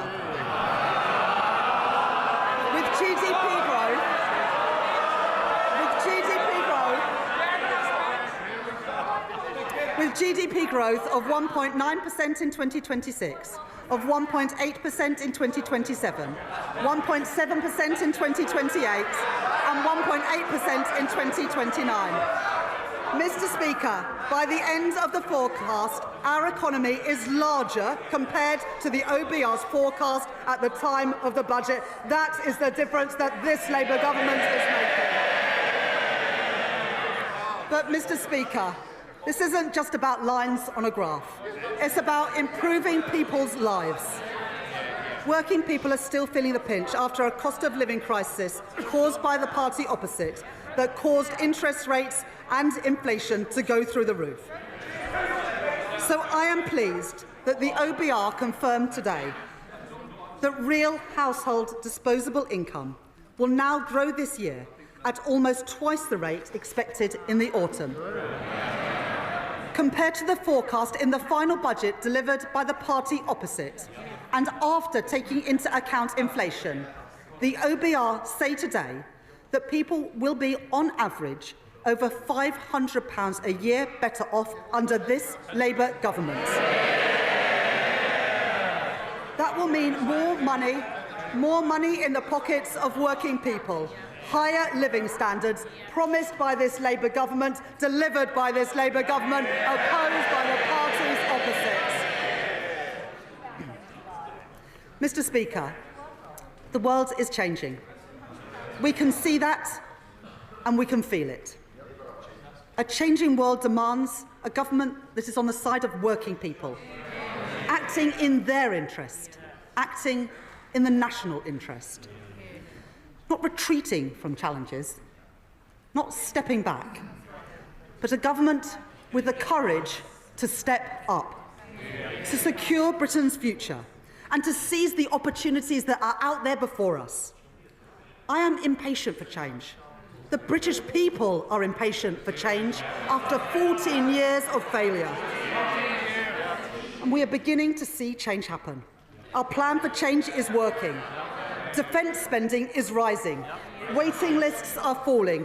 Wages are up. Interest rates are cut. That is the difference that this Labour government is making. And today, Mr. Speaker, the OBR confirm that our plan to get Britain building will drive growth in our economy and put more money in people's pockets. There are no quick fixes, but we have taken the right choices, returning stability to our economy after years of mismanagement by the party opposite, delivering security for our country and security for working people. That is what drives this government. That is what drives me as Chancellor.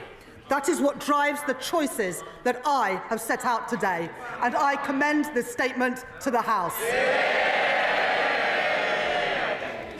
Shadow Chancellor Mel Stride. Mr. Speaker, at the last budget, the Right Honourable Lady said that she would bring stability to the public finances. Stability to the public finances. But this statement, more appropriately referred to as an emergency budget, has brought her to a cold, hard... Can I just say to you, quite rightly I want to hear to the Chancellor. I know I want to hear the Shadow Chancellor. I don't need any help. Thank you, Mr. Speaker. This emergency budget, Mr. Speaker, has brought the Right Honourable Lady to a cold, hard reckoning. She has become very fond recently to talk about the world having changed. Well, indeed it has, Mr. Speaker. This country was growing at the fastest rate in the G7 only about a year ago. And just as the OECD and the Bank of England and other forecasters, and now we learn today, the OBR have stated, growth has been halved in this year, cut in two as a consequence of the decisions and the choices that the Right Honourable Lady made on her watch. Inflation which was down to 2%, bang on target on the very day of the last general election under a Conservative government. We are now told this year will be running at twice the level as was forecast under ourselves in 2024. This is going to mean prices bearing down on households and on businesses right across the country because of her choices. And the OBR also says, Mr. Speaker, that unemployment will be rising this year and next year and the year after. And in fact, across the forecast period, it will not decline at all. So much for the Right Honourable Lady's back-to-work plans. And we have already seen, Mr. Speaker, what it means when it comes to controlling borrowing under this Chancellor. And yes, she has come forward now with a plan to squeeze spending later on in the forecast period. And she has, of course, told the OBR that these are the elements of spending restraint to which she will stick. But what do the markets think? And could I ask the Right Honourable Lady, given her track record, given the fact that she has failed to control spending and borrowing to date, what does she think the markets are going to make of her latest promises? But the Right Honourable Lady, Mr. Speaker, says, of course, that none of this is her fault. It is the war in Ukraine. It is President Trump. It is tariffs. It is President Putin. It is the Conservatives. It is her legacy. It is anybody but her. Well, what the British people know, Mr. Speaker, is that this is a consequence of her choices. She is the architect of her own misfortune. It was the Right Honourable Lady, Mr. Speaker, who talked down the economy, so that business surveys and confidence crashed through the floor. It was the Right Honourable Lady who confected the £22 billion black hole. A smokescreen that was only ever there in order to cover up for the fact that she and the Prime Minister reneged on their promises to the British people during the last general election. And a black hole that the OBR themselves, ironically at the government's behest, have said they will not legitimise. She chose to be reckless with a sliver of headroom against her fiddled targets. She borrowed and spent and taxed like it was the 1970s. Little wonder, Mr. Speaker, that the Chancellor has tanked the economy. Little wonder we have an emergency budget, all because of her choices. Now, the Chancellor likes to tour the television studios and tell everybody they should be thankful that she will not be ramping up taxes in this emergency budget as she did before. But that will be cold comfort to the millions up and down the country waiting in fear and trepidation for the start of the new tax year. Buckling under the burden of tax that will be rising to the highest tax burden on her watch in the history of our country. And so could I ask the Right Honourable Lady if, when she replies in a moment, she will give that much-needed reassurance, particularly to businesses, that she will not be ramping up taxes still further in the autumn. Even a basic economist, Mr. Speaker, knows that if you tax something, you get less of it. You don't need to have worked at the Bank of England for 10 years, Mr. Speaker, to know that. So what did the Chancellor tax? She taxed jobs and wealth creation. She's destroyed livelihoods, businesses clobbered, big and small companies, the backbone of our economy. Enterprise crushed on the altar of her ineptitude. The CIPD telling us a third of those businesses affected will shed labour. Morrison's losing 200 jobs, Tesco 400, Sainsbury's 3,000 jobs lost.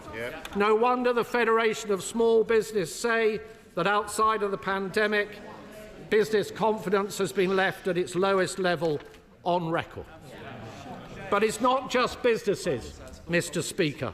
It's charities, it's GPs, it's pharmacists, it's those who transport children who have special educational needs, and it is hospices caring for the sick caring for the sick and the dying. In this House, Mr. Speaker, the Labour Party had the opportunity yesterday and last week to stop that, but they voted our amendments down. And we will never let their constituents forget it. Mr. Speaker, if you ramp up taxes, if you ramp up borrowing and spending without any commensurate improvement in productivity, it leads to growing inflation. And inflation has been increasing on this government's watch. It means that interest rates stay higher for longer. The Chancellor just now trumpeted the fact that there had been 3 interest rate cuts since the Labour Party came to office. She knows full well there should have been more than that had she managed. She knows full well. She knows full well. She knows full well, Mr. Speaker. She knows full well that interest rates are higher for longer because of the choices that she took. And this has led, Mr. Speaker, to servicing costs for our national debt, which is running at twice the defence budget. And today we have learned from the OBR that debt interest is to increase still further. None of this money, Mr. Speaker, is going to be spent on public services. It will be going down the drain. Mr. Speaker, the real black hole, Mr. Speaker, the real black hole is not the one the Chancellor invented, it is the one the Chancellor created. It's not a central problem, Mr. Speaker, the fact that this Chancellor is a gambler. Even with her fiddled fiscal targets, she left way too little headroom. Way too little headroom. And it's not the truth that whilst the Right Honourable Lady said at the last budget that that was a once-in-a-Parliament reset, she rolled the dice on a wafer-thin margin, and she lost. Reckless with her fingers crossed, she fiddled the targets and she missed them.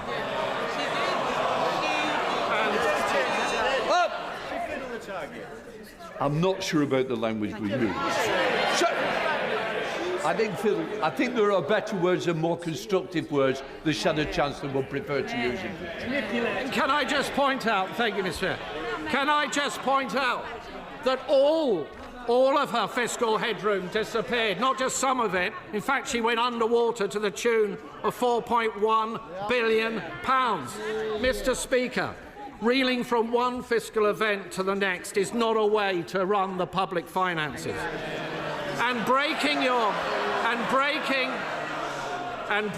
your fiscal rules to the extent that the Right Honourable Lady has in just 6 months is a public humiliation.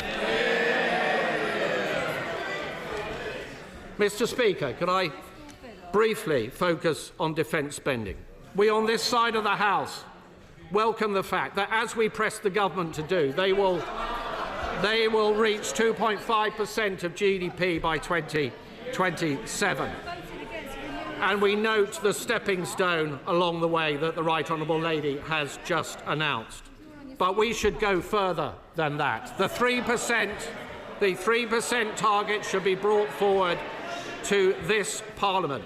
So can I ask the Right Honourable Lady, given the geopolitical tensions that she has raised, what provision has she made in her headroom, in her fiscal plans, for increasing defence spending more quickly in this Parliament if that proves necessary?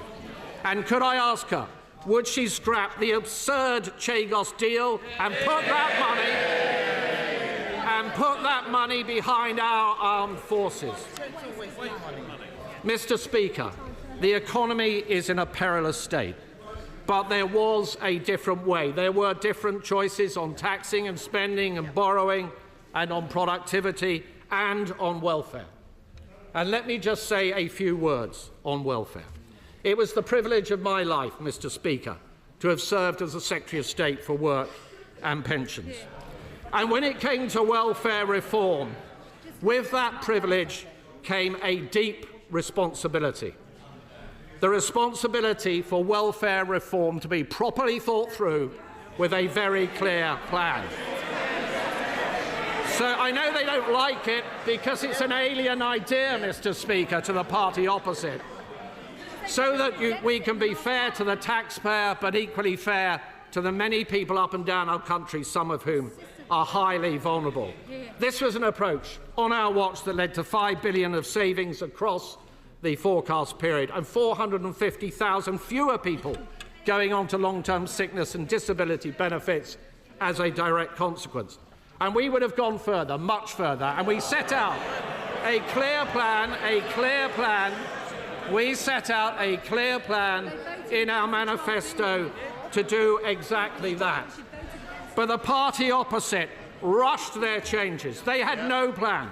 There was not a single mention of PIP, personal independence payments, in the Labour Party manifesto. When they got into office, they pussyfooted around and dithered. Why? Because it's deeply divisive within their rank and file. And then suddenly, when the Chancellor decided that she had run out of money, out the word went to find some savings in welfare, to scrabble around, to yank every lever possible. And the spectacle, frankly, Mr. Speaker, of what the OBR has said about the changes that were only announced last week by the Secretary of State for Work and Pensions is simply shambolic. Yes. We have gone from incompetence, Mr. Speaker, to chaos. There have been more changes in this policy than there were at the last minute to the profile of the Right Honourable Lady on LinkedIn. The result is the worst of all worlds, a wholly inadequate level of savings on welfare, with welfare costs still spiralling ever higher, and changes that were likely to harm many vulnerable people. So could I ask the Right Honourable Lady, when the Secretary of State for Work and Pensions came to the House last week with these changes, she did not provide an impact assessment. Was this because the OBR had not signed off the numbers? Was it because the department did not have enough time to produce one? Or was it only provided today, as many of us suspect, because this was thought to be a good time to bury bad news? Mr. Speaker, the forecast for growth is down, for borrowing costs is up, for inflation is up, and business confidence has been smashed in a million pieces. This Chancellor constantly trying to blame forces beyond her control. The right response is not to duck responsibility, but to build a resilient economy. The Right Honourable Lady would have us believe that that is what she is doing. But how can we believe this Chancellor? How can we trust this Chancellor? She is the Chancellor who said she would not increase borrowing, but she did. She said she wouldn't change her fiscal rules, but she did. She said she wouldn't put up national insurance, but she did. She said she wouldn't cut winter fuel payment, but she did. She said she wouldn't tax farmers, but she did. And she said she would not move to more than one fiscal event a year, and she just has. And now we are all paying the price of her broken promises. Today's numbers confirm it. We are poorer and we are weaker. To govern, Mr. Speaker, is to choose. And this Chancellor has made all the wrong choices. Chancellor of the Exchequer. OK, well, I know that the Chancellor hasn't been in this role, Sarah Chancellor hasn't been in this role for very long, but I mean, at least he's not misquoting Shakespeare today. If this was a budget, then it would be the Leader of the Opposition responding. Now, I'm glad that she's still in her place. I know that she'll want to get back to her office for a lunchtime steak soon. But the Right Honourable Gentleman, he talks about budgets. Let me remind the party opposite that the only emergency budget we have seen in recent years was in response to the party's disastrous mini-budget. A mini-budget that crushed the economy, sent mortgage bills spiralling and left a £22 billion black hole in our nation's finances. Now, they might have forgotten about the damage that they did to our country, but the British people never will. But as always, the Shadow Chancellor talked a lot, but he didn't offer a single alternative. He says he opposes our tax rises, but he can't tell us whether he would cut the NHS to reverse them. He says he wants economic growth, but they abstained on the very planning reforms that the OBR have said will kickstart growth. Now, Mr. Speaker, you don't change the country by abstaining, by sitting on the fence. You change the country by leading, by taking action, and that is what this government are doing. And Mr. Speaker, he says he wants businesses to trade, but he doesn't want us to talk to the second largest economy in the world, or indeed our biggest trading partners in the European Union. He simply isn't serious. 4 months into the job and he's got no clue. He wants to talk about growth, but he doesn't say anything about the fact that the OBR has upgraded growth next year and every single year after. He talks about pensioners, but he forgets that it's his party to scrap the triple lock, which we are protecting, and which will mean the state pension rising next month by over £400. And Mr. Speaker, he talks about wages, but he forgets the fact that we are boosting wages by boosting the national living wage from next month. And, Mr. Speaker, the Shadow Chancellor says nothing about living standards or this morning's fall in inflation, because the last Parliament was the worst on record, and the OBR today have revised up their forecast for family finances. Mr. Speaker, working people are always better off with Labour. Now, he is learning something, because at least this time he's asked a couple of questions, so let me respond to them. He asked what should the markets make. Well, what the market should see is that when I've been tested with a deterioration in the headroom, we have restored that headroom in full. That is the choices that I made. And he says that it's a slither of a headroom. Well, it's 50% more headroom than I inherited from the party opposite. When I was left with a slither of headroom, I rebuilt it after this government, last government, eroded it. That is the difference that we've made. And whilst they left the public finances and the public services a mess, we wiped the slate clean, which means we have the flexibility now to increase defence spending, as we have done in the, as the leader of the Labour Party has done. The party opposite had 14 years to increase defence spending, and now they lately come to the party.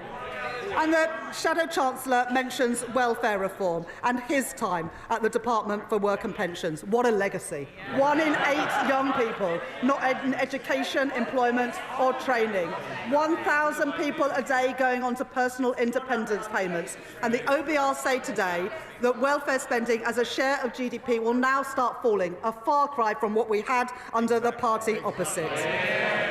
And, Mr. Speaker, the Shadow Chancellor speaks about employment. Well, the OBR say that employment will increase, that wages will increase and that living standards will increase. What a change after 14 years of the Conservative Party. Well, the world is changing, and no one can be in any doubt about it. But the Conservative Party are stuck in the past, divided, out of touch and carping from the sidelines.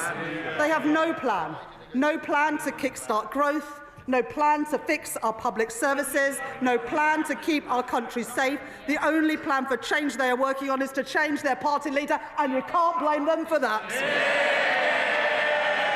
So if they have no plan, let me remind them about ours. The minimum wage up, real wages up, house building up, NHS investment up, investment in our schools up, investment in our roads up, defence spending up. Every single one of those policies opposed by the party opposite. Opposed by the Conservatives, opposed by Reform, opposed by the SNP, opposed by the Liberal Democrats and opposed by the Greens. Mr. Speaker, it's the anti-growth coalition in action. They are the blockers, we are the builders, securing Britain's future, protecting working people and delivering change. Chair of the Finance Committee, Dame Meg Hillier. Thank you, Mr. Speaker. Mr. Speaker, my right honourable friend inherited a very difficult challenge when she became Chancellor of the Exchequer last July. And she is absolutely right that the books need to balance. This is not other people's money we're spending, but taxpayers' money hard earned by our constituents, and she is right to be tough as Chancellor on this. We look forward to quizzing her at the Treasury Select Committee next week. I'm sure she's looking forward to it as much as we are. Mr Speaker, the Chancellor announced an extra £2 billion a year in capital spending, and she talked about extra defence spending. Can she give some more detail about where she hopes that £2 billion a year extra will go? Yes, definitely. Chancellor. I thank my honourable friend for that question, and I indeed look forward to attending the Treasury Select Committee next week. I was pleased to have served on the Treasury Select Committee in the past, and it's a pleasure to give evidence to you. We will set out in the spending review, my right honourable friend, the Chief Secretary, will set out in the spending review the allocation of the additional capital money, but I was able to announce today £2.2 billion into defence from next year, as well as £2 billion as a down payment to build the affordable and social housing that we need. Two examples of the priorities of this government to get Britain building and to secure our national security. Liberal Democrat spokesperson Daisy Cooper. Thank you, Mr Speaker. The people of this country are crying out for change, but they feel they're just getting more of the same. Of course, it was the Conservative Party that wrecked the public finances, but we are 8 months into the new government, and people are left wondering, where is the change that was promised? The Chancellor says that the world is changing, so why won't she change course with it? The Chancellor said she wanted a dash for growth, but with her national insurance jobs tax, she shot herself in the foot before she even crossed the start line. After the government's disastrous budget, the government had the chance today to change direction, to fix our finances, to kickstart growth and deliver a small business budget. The government could have scrapped the jobs tax, which will hammer our high streets, and instead ask the big banks, the social media giants and the online gambling companies to pay their fair share instead. And the government could have changed its approach to trade, launching talks to boost growth with a new trading deal with our European neighbours. Instead, the government has made the wrong decisions to cut public services, hit disabled people and inflict more pain on our small businesses and high streets. In doing so, they have delivered no change and almost no growth at all. After years of Conservative mismanagement, people can see just how broken our public services are. They can't see a GP, they can't see a dentist, they're fighting for an education plan, and they are picking up the pieces of a broken social care system. Everything is broken, nothing works. That is why people are impatient for the change that they were promised. We have to bring the welfare bill down and support more people into work. It's right for people and our economy, but cutting support for someone who needs help getting dressed and washed in the morning isn't just wrong. It does absolutely nothing to support that person into work. And if anything, it does the exact opposite.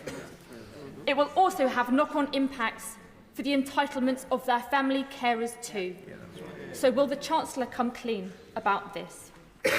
If the government is serious about cutting welfare spending, it must get serious about fixing health and social care. Yes. So will the Chancellor speed up the social care review and ensure that it concludes no later than the end of this year? Yeah. And in her quest to slim down the civil service, I wonder why the Chancellor has not looked at the mountain of red tape created by the last government's terrible trade deal with Europe. A whopping 2 billion extra pieces of paper have had to be completed by businesses since Brexit, enough to wrap around the world 15 times. If we manage to cut the red tape, we can give British businesses a tailwind. We can deliver far more growth than is currently predicted. We can increase the fiscal headroom to deal with global headwinds, and we can free up precious time and money in our civil service. That would be real change. Madam Deputy Speaker, business was promised change too, and today's statement should have been a small business budget. We Liberal Democrats have repeatedly raised the alarm about the impending damage from the national insurance jobs tax, the bigger business rates bills and changes to reliefs for family farms and family businesses. These changes will be a hammer blow to small and family businesses, leaving communities facing the prospect of an epidemic of boarded-up shop fronts. And there'll be a hammer blow to community health and care providers who stop our NHS from falling over. This isn't the change that was promised. So instead, I say again, the Chancellor should look again at much fairer ways to raise the tax revenue our public services desperately need, by reforming capital gains tax more fairly and asking the big banks, the social media giants and the online gambling companies to pay their fair share. I know that the Chancellor must contend with President Trump's trade war, which is causing global economic turmoil. But our response to Trump's bullying cannot be to cower in the corner and just hope that he's nice to us. We cannot sit on our hands whilst British steel is hit with Trump's tariffs. We Liberal Democrats warmly welcome the Chancellor's move to raise defence spending to 2.5% of GDP. But instead of cutting the aid budget, which abandons the world's poor and damages our soft power, she should instead be covering the cost by raising the digital services tax, handing the tab to Elon Musk and Trump's other billionaire backers. At the very least, Madam Deputy Speaker, can the Chancellor categorically rule out any reduction in the tech tax in an attempt to appease the White House, especially when disabled people in Britain face eye-watering cuts? To conclude, Madam Deputy Speaker, I have a series of questions. Will the Chancellor recognise that cutting public services that are already stretched is a false economy? Will she accept that trying to bring down the welfare bill without fixing health and social care is a road to nowhere? Will she listen to the warnings from small and family businesses that her jobs tax will do more harm than good? Will she look at the fairer ways of raising revenue that we Liberal Democrats have put forward? And will she take the bold action we need to grow our economy by rebuilding our broken trading relationship with Europe? Madam Deputy Speaker, the public were promised change. Where on earth is it? Chancellor. Thank you, Madam Deputy Speaker. The Honourable Lady says, where is the change? Well, let me tell her. More money into our NHS with 2 million additional appointments and waiting lists falling 5 months in a row. We're rolling out breakfast clubs in primary schools from April this year. We're increasing defence spending to protect us in a more uncertain world. Additional support for carers, a living wage up, the Employment Rights Bill, and so much more. That is the difference we've made in 9 months, and we've only just got started. Now, the Honourable Lady talks about trade. Well, we believe in free trade. We are a small, open trading economy, and we benefit with trade links around the world, including with our single biggest trading partner, the United States of America. And it is right that we work with our allies in the United States to ensure that that free and open trade continues. That is in our national interest, and this government will always act in our national interest. At the same time, there is going to be a summit, as the Honourable Lady knows, between the UK and the EU in May, where we look to reset our relationship so that we can see more free trade and the better flow of trade, especially for our smaller businesses to be able to export around Europe. Now, the Honourable Lady talks about welfare. Well, the Honourable Lady has not admitted that there is a single problem in the welfare system as it exists today. Now, I'm not willing, this party is not willing, to write off 1 in 8 young people who are not in education, employment or training. It's why, for example, we have just announced this week with my right honourable friend, the Education Secretary, an additional 60,000 training places to train people up in the construction industries of the future, and a £1 billion package of personalised targeted support, because there are many disabled people, and the Honourable Lady knows this, who are desperate to work but aren't getting the support, were denied the support by the last government. And that's why we have said that there will be additional support for the most sick and disabled, and that personal support for getting people back into work. And that is the right approach, so that we have protections for those who need it, work for those who can, and a sustainable system that is here for generations into the future. But I do want to take on the main point that the Honourable Lady makes, because the Honourable Lady wants all the money for public services, but she doesn't want to raise the taxes to pay for them. The tax, at the moment we spend £105 billion a year on interest on government debt, and it seems that the Honourable Lady would just like more of that debt. She says you can't see a GP, you can't see a dentist. Well, Madam Deputy Speaker, how does the Honourable Lady, how do the parties opposite think that you pay for those things? You can't object to the tax increases and support the money that we've invested in our public services. And to say otherwise, I'm afraid, is fairy tales and the magic money tree. It just does not add up. The difference on this side of the House is that we will put money into our public services, explain where it comes from, and ensure that the public finances are on a firm footing. And that is the difference between our party and the parties opposite. Thank you, Madam Deputy Speaker. Young people in my constituency, indeed across the country, have had an incredibly difficult time growing up. Austerity saw their further education budgets cut by 14%, then a pandemic, now war in Europe. So can the Chancellor please set out how her plans to get Britain building again will help my constituents, my young constituents, get the good non-graduate jobs they need in Loughborough, Shepshed and the villages? Thank you, Madam Deputy Speaker. And the honourable member, my honourable friend, speaks powerfully on behalf of his constituents in Loughborough.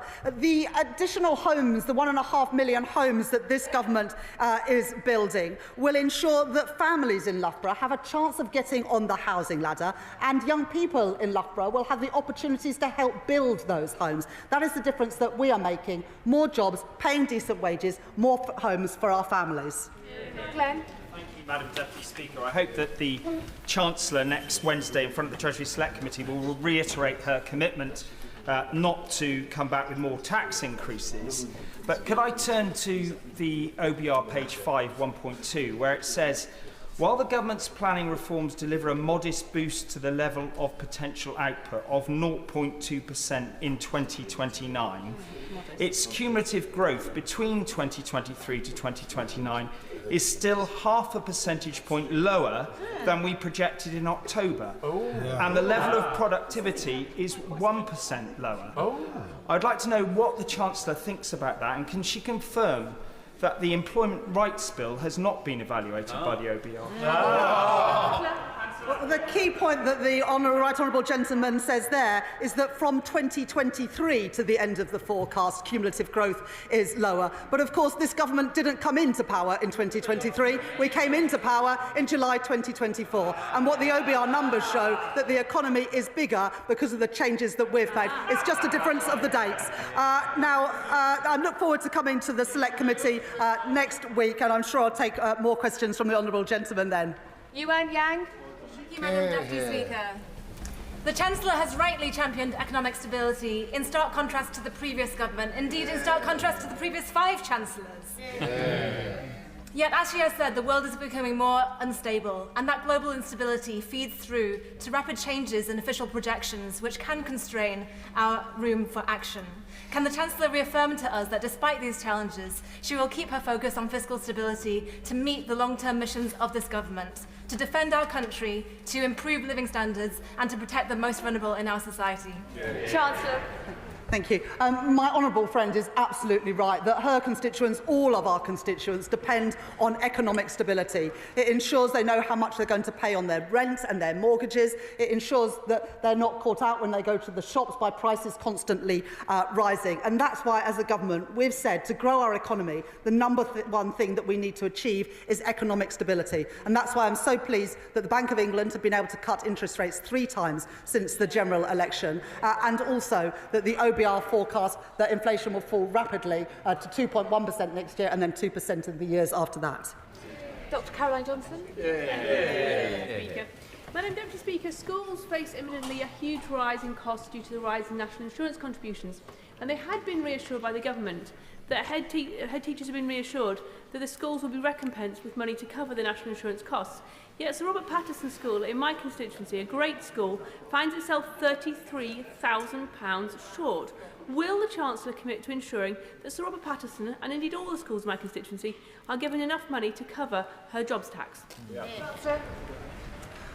Well, public services, including schools, have been compensated for the increase in national insurance. And I'm happy for the honourable lady to get in touch with me or the Education Secretary to set out the case of that school. But the only reason we've been able to put record investment into our schools is because the stability of return to our economy, including the tax increases that we had to bring forward last year to provide that extra money for our public services, including schools, in the honourable lady's constituency. Debbie Abrahams.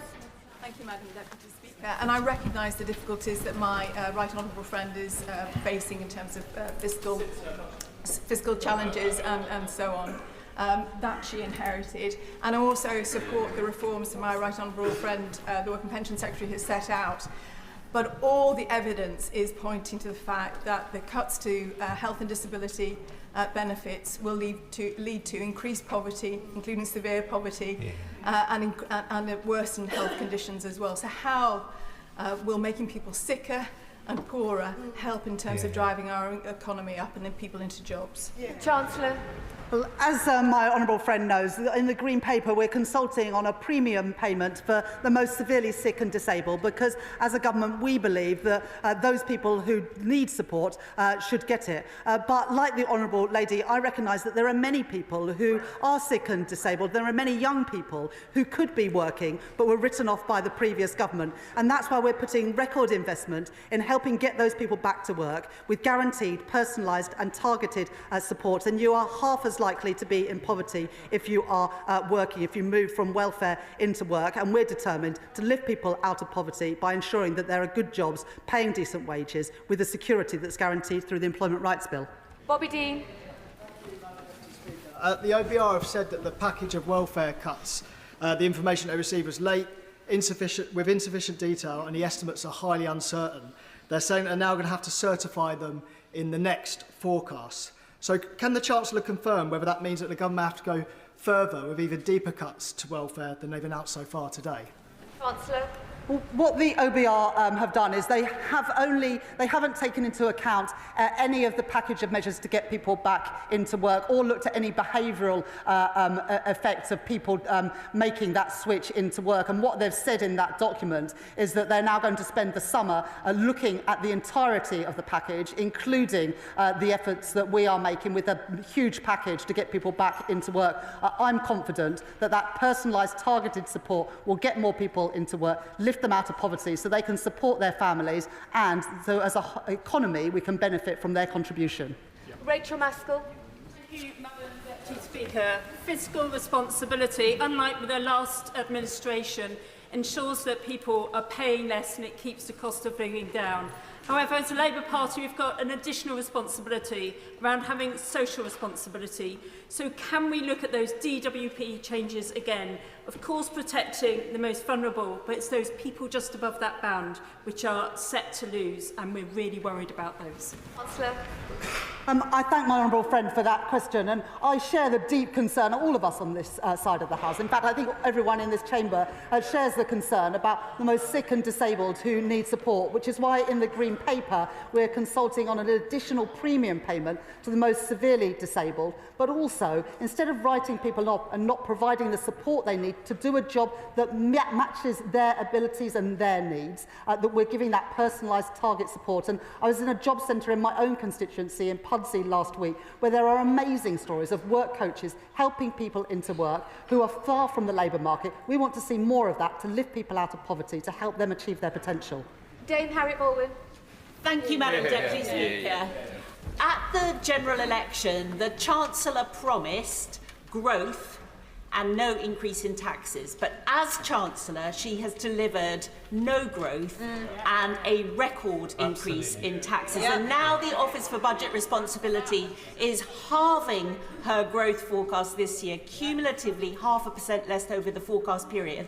And more worryingly, they are also forecasting a 1% reduction in, over 1% reduction in productivity growth. Why does she think that is? Chancellor. I've got a huge respect for the honourable lady, but that question doesn't do her justice. As I said to the right honourable gentleman earlier, yes, if you start in 2023, cumulative growth is lower, but the general election didn't take place in 2023. It took place in 2024. The economy is bigger at the end of this Parliament than the OBR forecast previously. Those are the numbers, those are the facts. That's the difference that this Labour government are making. Ruth Cadbury. Thank you, Madam Deputy Speaker. I'd also like to congratulate the Chancellor on her excellent statement, which addresses the challenge the last government left her with. Madam Deputy Speaker, to drive growth across the UK, new heavy and light rail infrastructure is badly needed. So what work is the Chancellor doing to develop new models of funding in order to deliver these important projects? Chancellor. I thank my honourable friend for that question. And one of the reasons that we've put an additional £13 billion into capital spending over the forecast period is that we can then invest in the infrastructure that our country needs, including in transport infrastructure, which I know the honourable lady, as chair of the Select Committee, has a keen interest in. And she's absolutely right that we do need to look more at how we can leverage in private sector funding for a whole range of projects, including the Lower Thames Crossing. Chris Coughlin. Thank you, Madam Deputy Speaker. And I'd like to declare an interest as an alumni of London Business School. The Chancellor recalled on the Treasury Committee in November that I asked her to look at a specific London Business School paper on using defence spending, specific public R&D on defence spending, to boost economic growth.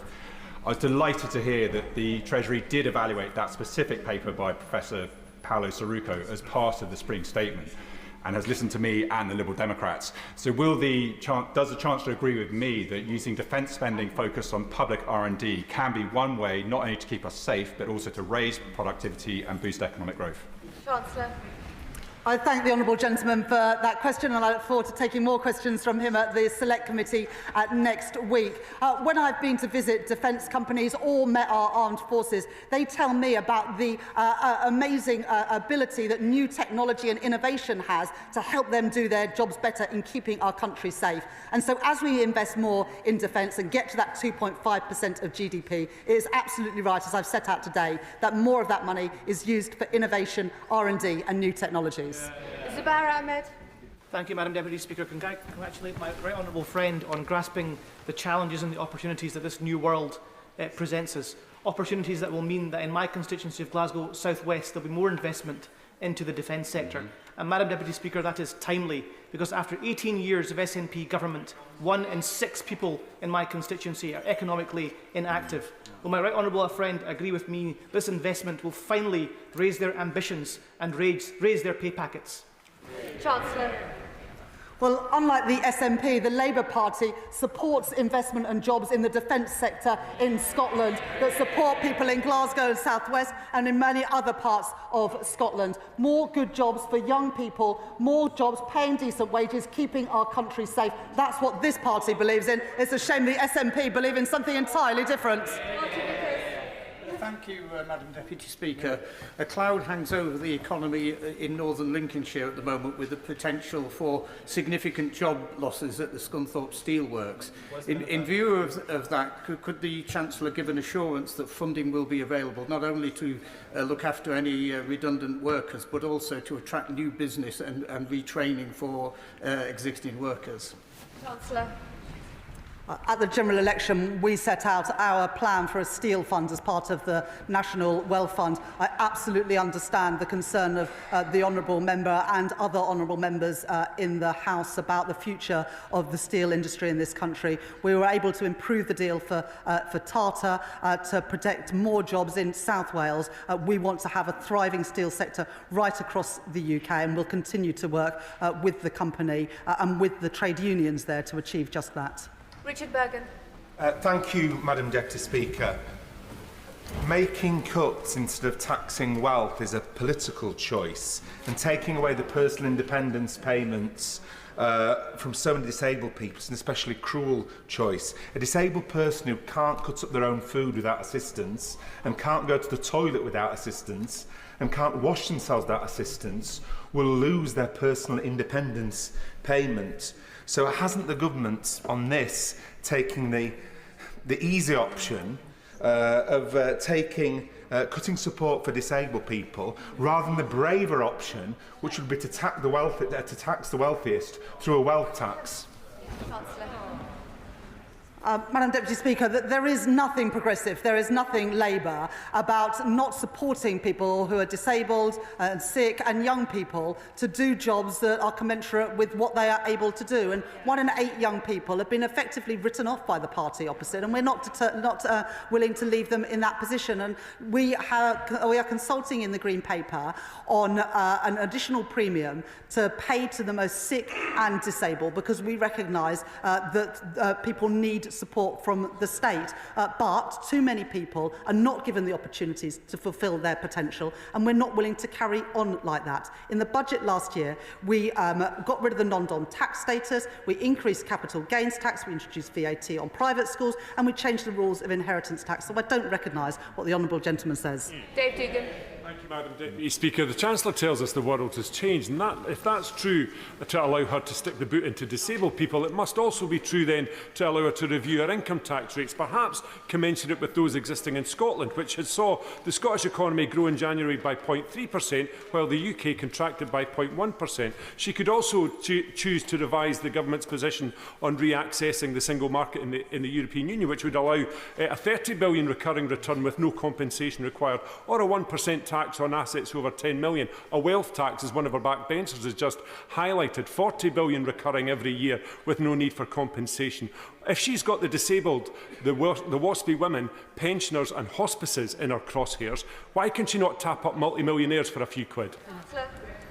The world has changed, and we can see that all around us, which is why our defence is more important than ever. That's why it's so astonishing that the SNP continue to oppose the nuclear deterrent. Preet Gill.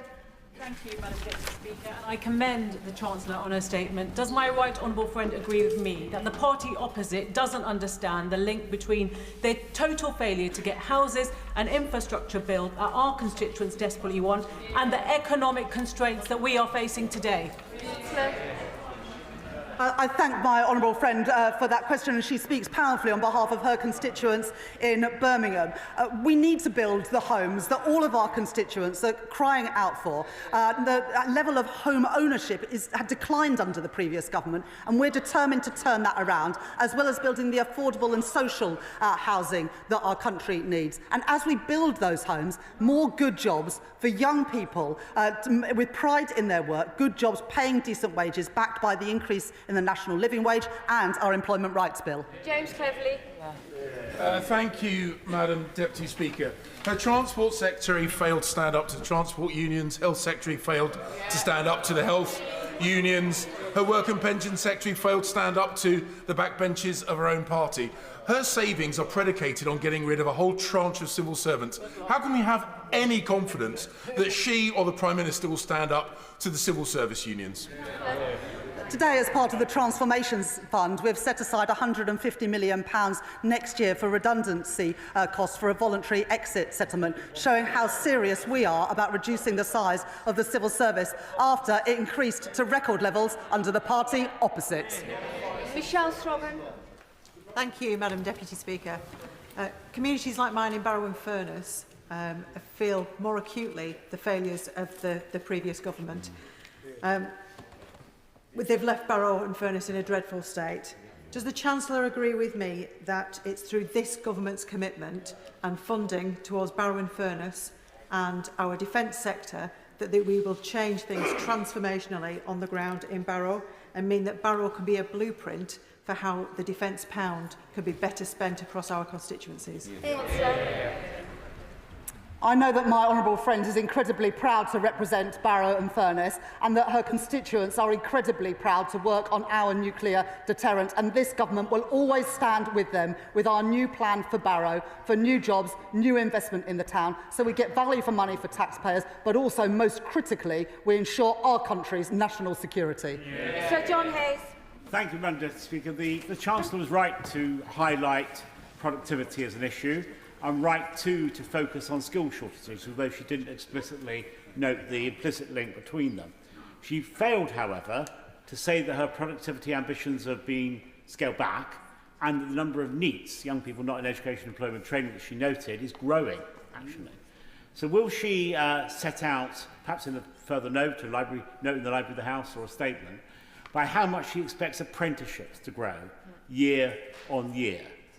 When I was Minister, it reached the highest level in modern times, and the number's much lower now. So we need to grow apprenticeships, to make skills, to grow productivity. Will she do that? For if she doesn't, people will feel that hope exceeds expectation. I thank the honourable gentleman for that question, and I know he speaks powerfully about something he knows a huge amount about. Let me just answer 3 parts of that question. First of all, the OBR do revise up productivity in their forecast. Secondly, on young people not in education, employment or training, it's a massive problem, 1 in 8 young people. The OBR, as I said in the answer to a previous question, haven't taken into account the impact of our Back to Work programme. They're going to work on that over the summer with the DWP and the Treasury, because we want to make sure that we design that in a way that gets as many young people back into work, contributing to the economy, contributing to our society. And we were able to announce just a couple of weeks ago in National Apprenticeship Week an expansion of the apprenticeship programme, particularly with foundation apprenticeships, relaxing some of those requirements about maths and English, because if we want to build the homes that our country needs, we need to get people into those construction jobs and not say, I'm sorry, you didn't get a grade C in maths and English, you're not welcome on the construction site. That makes no sense at all, which is why we're reforming how apprenticeships work to get more people with the skills they need to make a contribution to their families and the economy. We want those numbers going up. Joanna Baxter, she'll be followed by Steve Darling. Joanna Baxter. Thank you, Madam Deputy Speaker. Our fiscal rules were designed to ensure that we didn't repeat the damaging austerity of the party opposite, which harmed my constituents so much. Does my right honourable friend agree it's only because of those fiscal rules that the OBR have today confirmed that people in Paisley and Renfrewshire South will be on average £500 a year better off with this Labour government? Chancellor. To ensure people are better off, we need to control inflation, which is why stability is so important. Bring interest rates down, and the Bank of England have had the confidence to cut interest rates 3 times since the election, and also boost wages, which we're beginning to see with real wages growing at twice the rate of inflation. That benefits my honourable friends' constituents and people up and down the country, and that's why we welcome the fact that the OBR today revised up real household disposable income per person by £500. Steve Darling. Thank you, Madam Deputy Speaker. Today and last week, the Chancellor rushed through severe cuts to the benefit system that will hit some of the most vulnerable in our society. Whilst we should have considered benefit reform, this is ill-conceived. Can the Chancellor explain to the Chamber why she is choosing to balance the books of the nation on some of the most vulnerable, on the backs of some of the most vulnerable of those in our society? Chancellor. I have huge respect for the honourable gentleman, but I think everybody in this House and everyone in the country can see that the welfare system is just not working. When you've got 1 in 8 young people not in education, employment or training, 1,000 people going on to personal independence payments every single day, we can't carry on like this. The basic principles of this government is that people who need support should be protected. Those who can work should work, and we will support them with personalised, targeted support, and that we need a system that is sustainable. That is what the reforms set out by my right honourable friend, the Work and Pensions Secretary, deliver last week, alongside the Green Paper, where there will be further consultation to make sure that those with the most severe need get the additional support that they are rightly entitled to. We have another 45 minutes. As questions are short, more members will get in. Imran Hussain. Thank you, Madam Deputy Speaker. It's absolutely right that the party opposite devastated our communities and left us with billions of pounds of debt.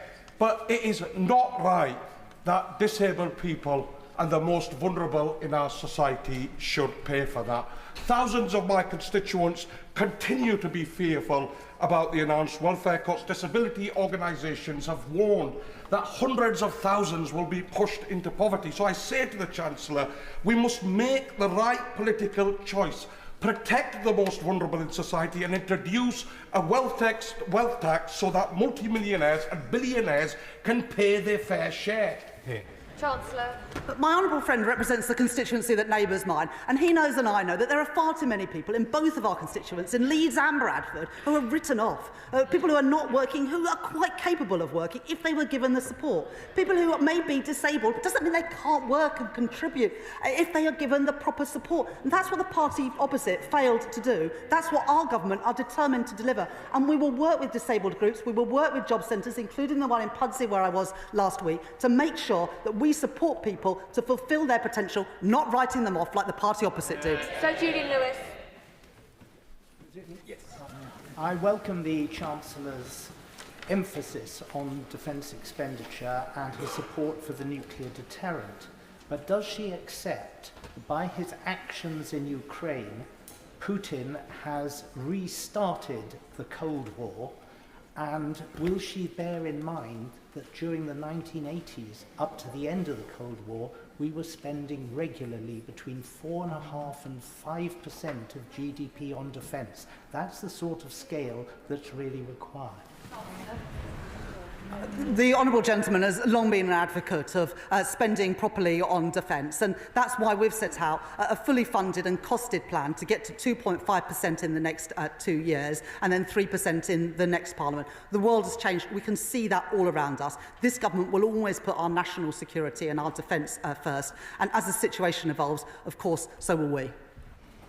Andy MacDonald. Thank you, Madam Deputy Speaker. I thank the Chancellor for her statement. She's absolutely right to highlight the stimulus that the Employment Rights Bill will bring to our economy. But I respectfully say to her that the impact of the cuts to welfare payments will reduce the incomes of some of the poorest constituents in my Middlesbrough and Thornaby East constituency. And that contrasts with the easy ride that the very wealthy get from lower margins of tax on their assets and gains than my constituents face through income tax. The world indeed has changed since she settled her fiscal rules.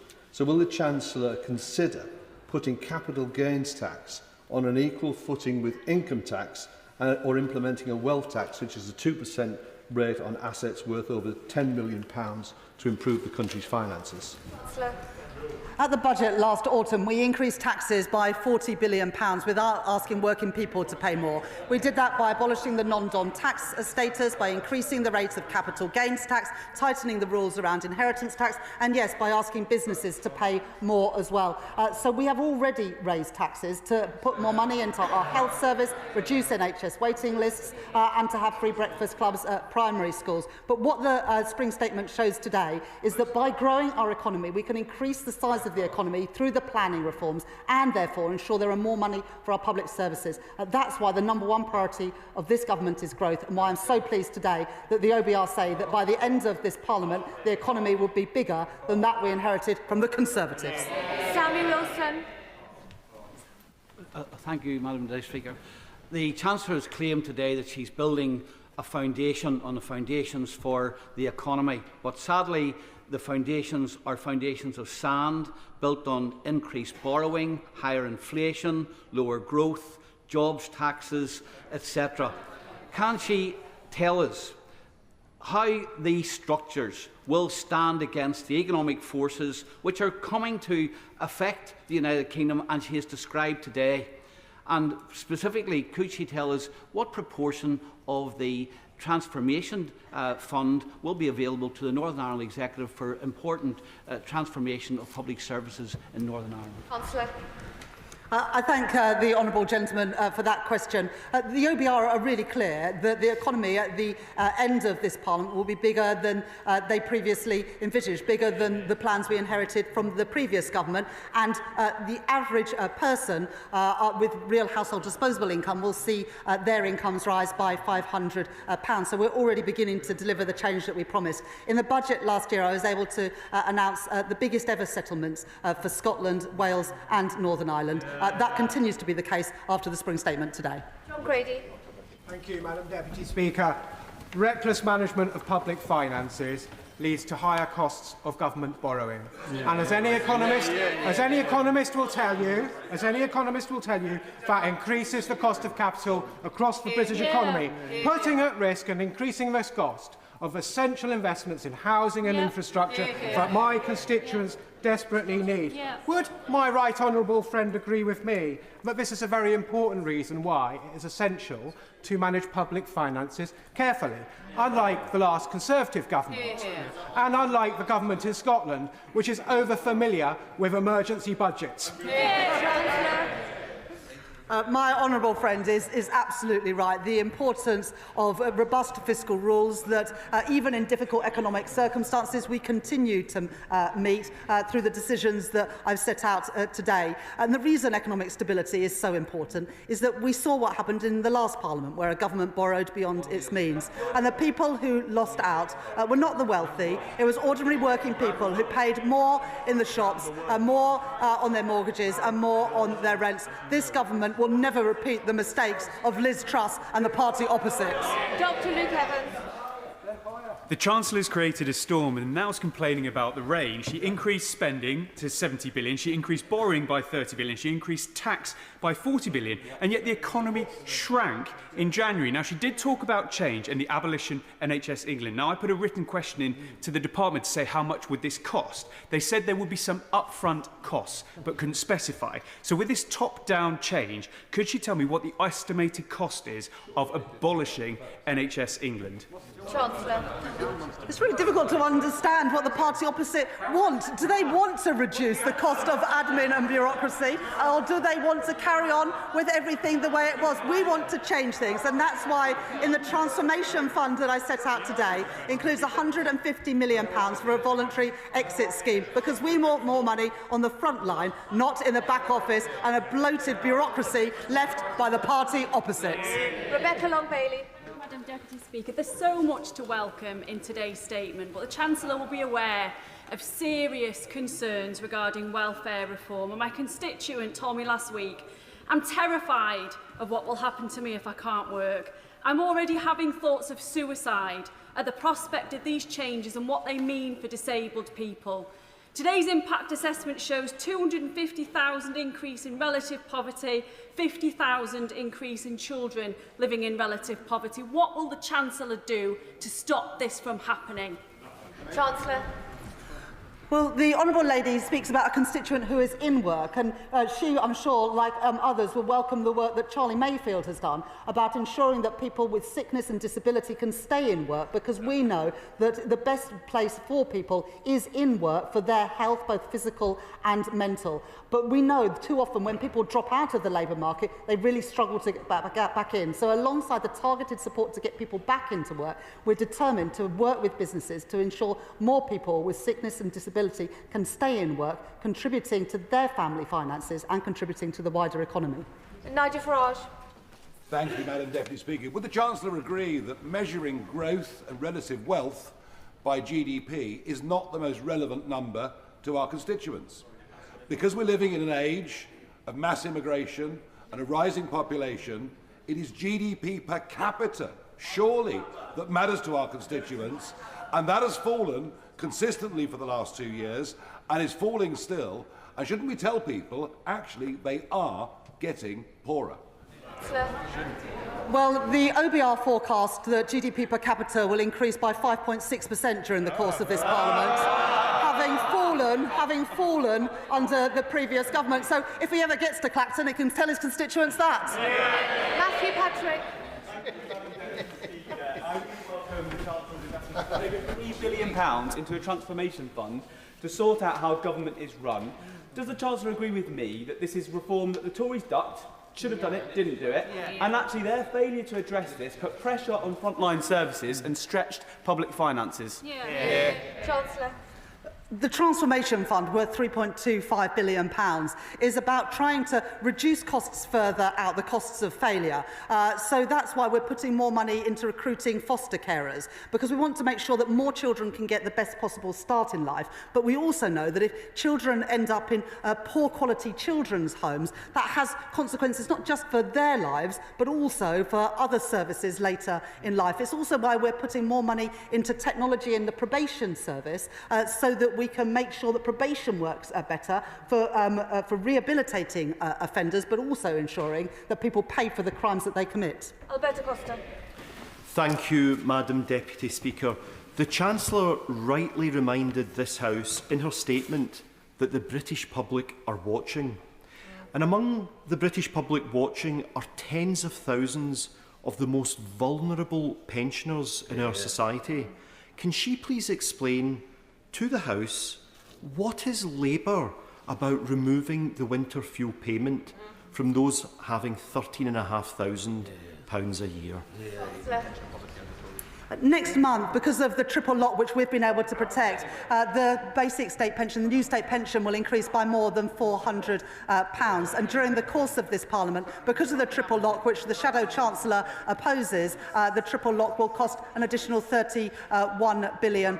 So that's the protection that we're giving to pensioners, as well as record investment into our NHS, which of course older people use with greater frequency than anyone else. Zara Sultana. Thank you, Madam Deputy Speaker. The UK is the 6th richest country in the world, yet over 1 in 3 children and 25% of adults live in poverty. Since Labour came into power, 25,000 more children have been pushed into poverty due to the 2-child benefit cap.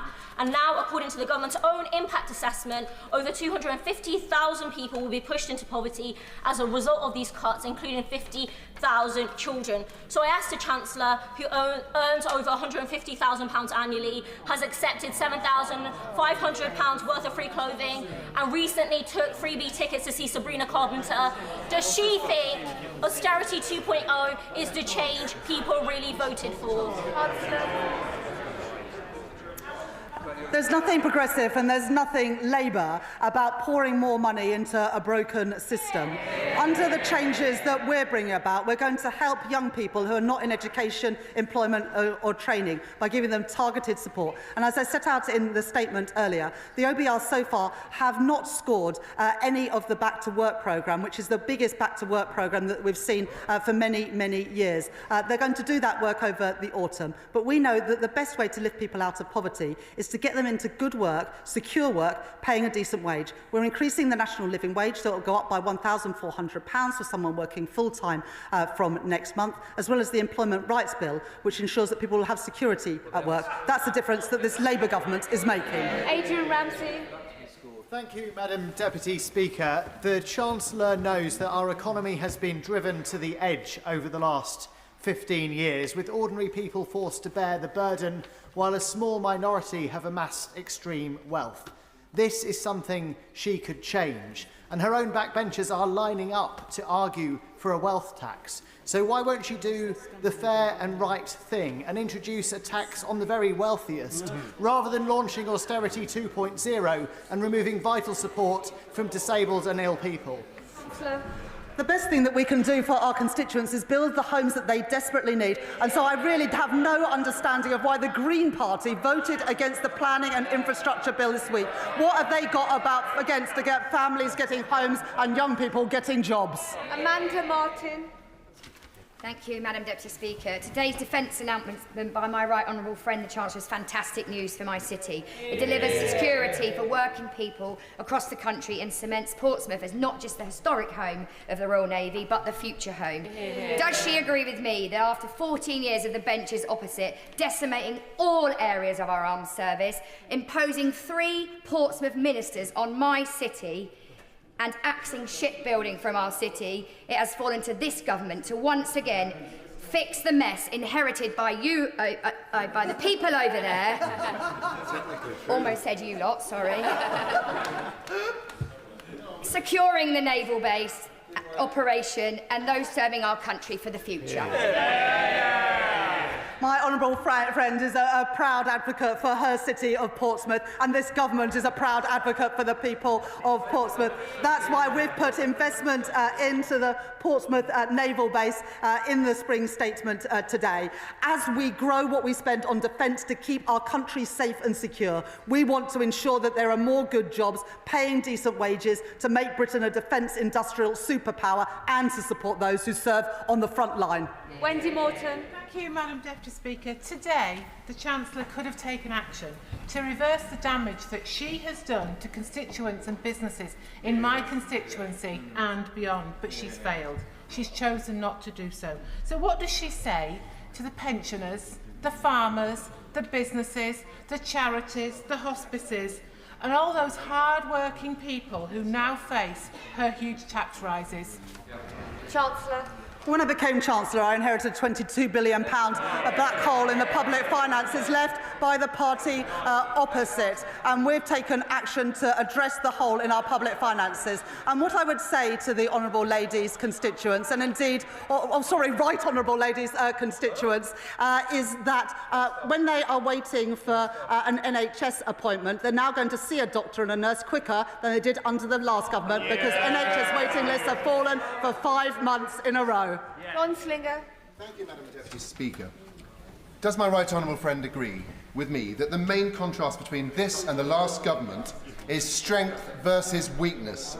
They were too weak to crack down on wasteful spending, they were too weak to address the tax breaks and loopholes for the wealthy, and they were too weak to take on the blockers in the planning system. So does she further agree with me that as the party of vested interests opposite seeks to conserve what has failed, it will take this Labour government to have the strength to take the tough, long-term decisions to build a better and much fairer Britain? The OBR today have scored some of the planning measures that we've taken, which will mean that by the end of the Parliament, the economy is £6.8 billion bigger and will contribute £3.4 billion to our public finances and our public services. That's only possible because we are taking on the vested interests and getting Britain building, backing the builders, not the blockers. And we are the government who have increased spending, who are increasing defence spending to 2.5% of GDP. The Tories had 14 years and they failed to do that. We've done that in the first year of this Labour government. Josh Babarinde. Thank you, Madam Deputy Speaker. Heartbreakingly, last week, St Wilfrid's Hospice in Eastbourne announced many redundancies, citing the national insurance increase as a reason. I've just received a message from Mrs Robinson at Motcombe School, who faces increased costs due to the NIC's hike being passed on from a food catering supplier onto them. Can the Chancellor tell us, if she's not going to increase the digital services tax to fund a reversal of that hike, how those organisations are going to be supported to keep doing the great work that they do?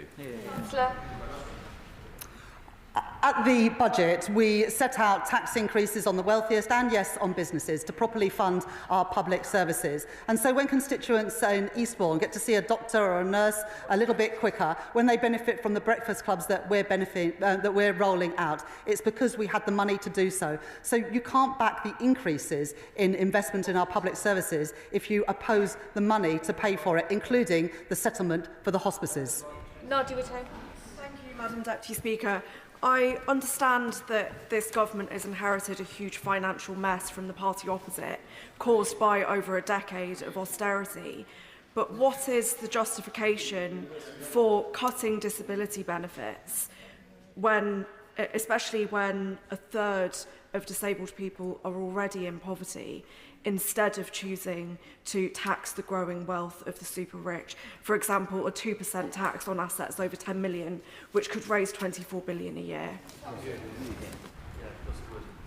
At the budget, we set out £40 billion worth of tax increases, including getting rid of the non-dom tax status, increasing capital gains tax, VAT on private schools, and tightening the rules around inheritance tax. We made those decisions so that we could invest more in our public services, including in our schools and our hospitals, and indeed we have now lifted defence spending within the next 2 years to 2.5% of GDP. And on welfare spending, there's nothing progressive about writing off a generation of young people, and that's why our targeted personalised support will help people get back into work, lift them out of poverty and help them contribute both to their family finances and our nation's finances. Thank you, Madam Deputy Speaker. The Right Honourable Lady talks of financial responsibility. So could she tell us, please, when government bond yields hit their highest level since the global financial crisis, and who was the Chancellor of the Exchequer then? And if she needs a clue, we can bring her a mirror. Thank the Honourable Lady for that question. You can see, if you look at financial markets and follow them closely, that the increase in bond yields in the UK, in France and Germany have closely tracked each other. Global financial instability has affected countries around the world, and that's why it's so important that we continue to meet our fiscal rules, as I have set out today.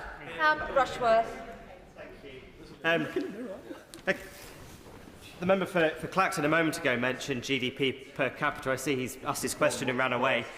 The truth is that GDP per capita only increased 4.3% in the past 16 years, compared to 46% in the years prior. What matters to my constituents is not just the growth, but it's the growth that they can feel in their pockets, in the left-behind towns and villages of Bishop Auckland. So what will she do to ensure that working people feel the growth? Well, my honourable friend is absolutely right, and this government wants people in Bishop Auckland and constituents across our country to feel the benefits of that growth with good jobs, paying decent wages in all parts of the country. That's why we are increasing the national living wage. That's why we are making work pay, and that's why we are backing the builders, not the blockers, to create new jobs, new homes for families, new transport infrastructure, new energy infrastructure. And that's why the OBR today say that compared to the plans we inherited, real household disposable income per person is set to rise by £500 by the end of this Parliament, showing the difference that this government is making. Clarence Moody.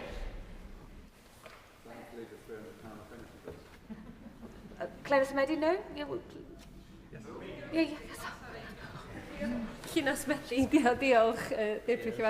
Wales has a higher percentage of disabled people and a large public sector workforce compared to the UK, and so we'll hit hardest by these cruel cuts. All this damage by self-imposed fiscal rules. There have been 5 major changes to fiscal rules since 1997. Will the Chancellor now change them so she doesn't impose further austerity? Have it all. In the budget last year, we provided the biggest ever settlement for the Welsh Government, and yet Plaid voted against that. I don't understand why the honourable member doesn't want money to go to Wales and to her constituents. Holly Billington. Madam Deputy Speaker, I thank my right honourable friend for her statement, in particular her recognition of the excellent work of Labour-run Thanet District Council, building more social homes with local firms, employing local people, including local apprentices. The government's recent planning changes mean not only council homes for local people, but also growth. Can she confirm that the Office of Budget Responsibility has only scored the effect of the National Planning Policy Framework changes and not the upcoming Planning and Infrastructure Bill? I thank my honourable friend for that question, and I was pleased to note in my statement today that Thanet have already come forward with plans to build affordable housing as part of the affordable housing plan, which I set out more money for in the statement today. What I would say to the honourable lady is that the parties opposite who abstain and vote against the planning bill are voting against homes for our constituents, and they're voting against jobs for our young people. On this side of the House, we back the builders, not the blockers. We back opportunities for young people and families housing for our constituents. It's a shame the parties opposite don't do the same. Graham Stewart. Madam Deputy Speaker, the Chancellor claimed that growth was a top priority, yet she's taken the fastest growing economy in the G7 and brought it to a shuddering halt. She promised there would be no tax rises, and next week's jobs tax will put tax rises on ordinary working people. And today she's cut the housing numbers by 200,000 and put up borrowing by £18 billion in the next 2 years. 18 billion. Isn't it time the Prime Minister invited the Chancellor next door and said, "Rachel, you're fired"? The plans that we inherited from the previous government saw the OECD forecast the UK to have the slowest growth in the G7 this year. They're now forecasting us to have the second highest growth in the G7. So that is the difference that this Labour government are making, moving us up the league tables. David Burson-Sampson. Speaker, and I thank the Chancellor and her team for the prudent work they are doing to restore stability to our economy. And this on top of figures showing that already wages are increasing in my constituency of Southend Western Leigh under this Labour government, and inflation is falling. Does my right honourable friend agree with me that this, alongside the new living wage worth £1,400 a year, will make work pay and will start to lift more people out of poverty? Thank you, Madam Deputy Speaker. I was pleased in the budget last year that I was able to announce a 6.7% increase in the national living wage, as well as a record increase in the youth rate of the minimum wage. That will help lift working people, working families out of poverty, alongside our Employment Rights Bill, which will ensure greater security for those who go out to work. Sarah Dyke. Deputy Speaker, growth is not on the lips of farmers whose confidence in the government is at a low ebb following the family farm tax, the abrupt closure of SFI and now the possible department cuts that could reduce the farming budget further. Charlie from Upton Bridge Farm in Long Sutton told me he's contemplating leaving his ground fallow due to the risk of a failed crop putting his farm further into debt. So will the Chancellor assure farmers in Glastonbury and Somerton and across the country that following the spending review, the government is still committed to championing British farming whilst protecting the environment? At the budget, we put record investment into our farming sector after being left plans by the previous government where they did not even use all of their farming budget. We're determined to give farmers the support that they need. Nestle Chaliska. Can I thank the Chancellor for her statement? I represent Barking, where she will know has some of the highest figures for deprivation in the country. And 20% of working adults there have no qualifications whatsoever. Does she agree with me that only through getting people the qualifications they need, creating jobs, can they ever improve their life chances?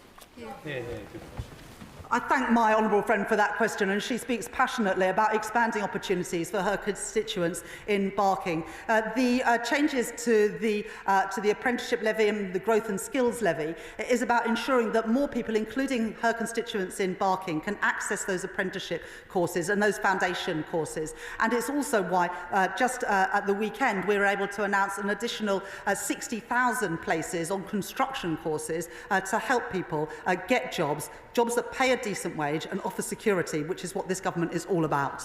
David Reid. Thank you, Madam Deputy Speaker. Given that the Chancellor chose not to mention Chagos in her statement, and given that she chose not to answer the Shadow Chancellor's question on Chagos, can the House now assume that this disastrous deal will not be going ahead, and more importantly, that the UK taxpayer will not be footing the bill?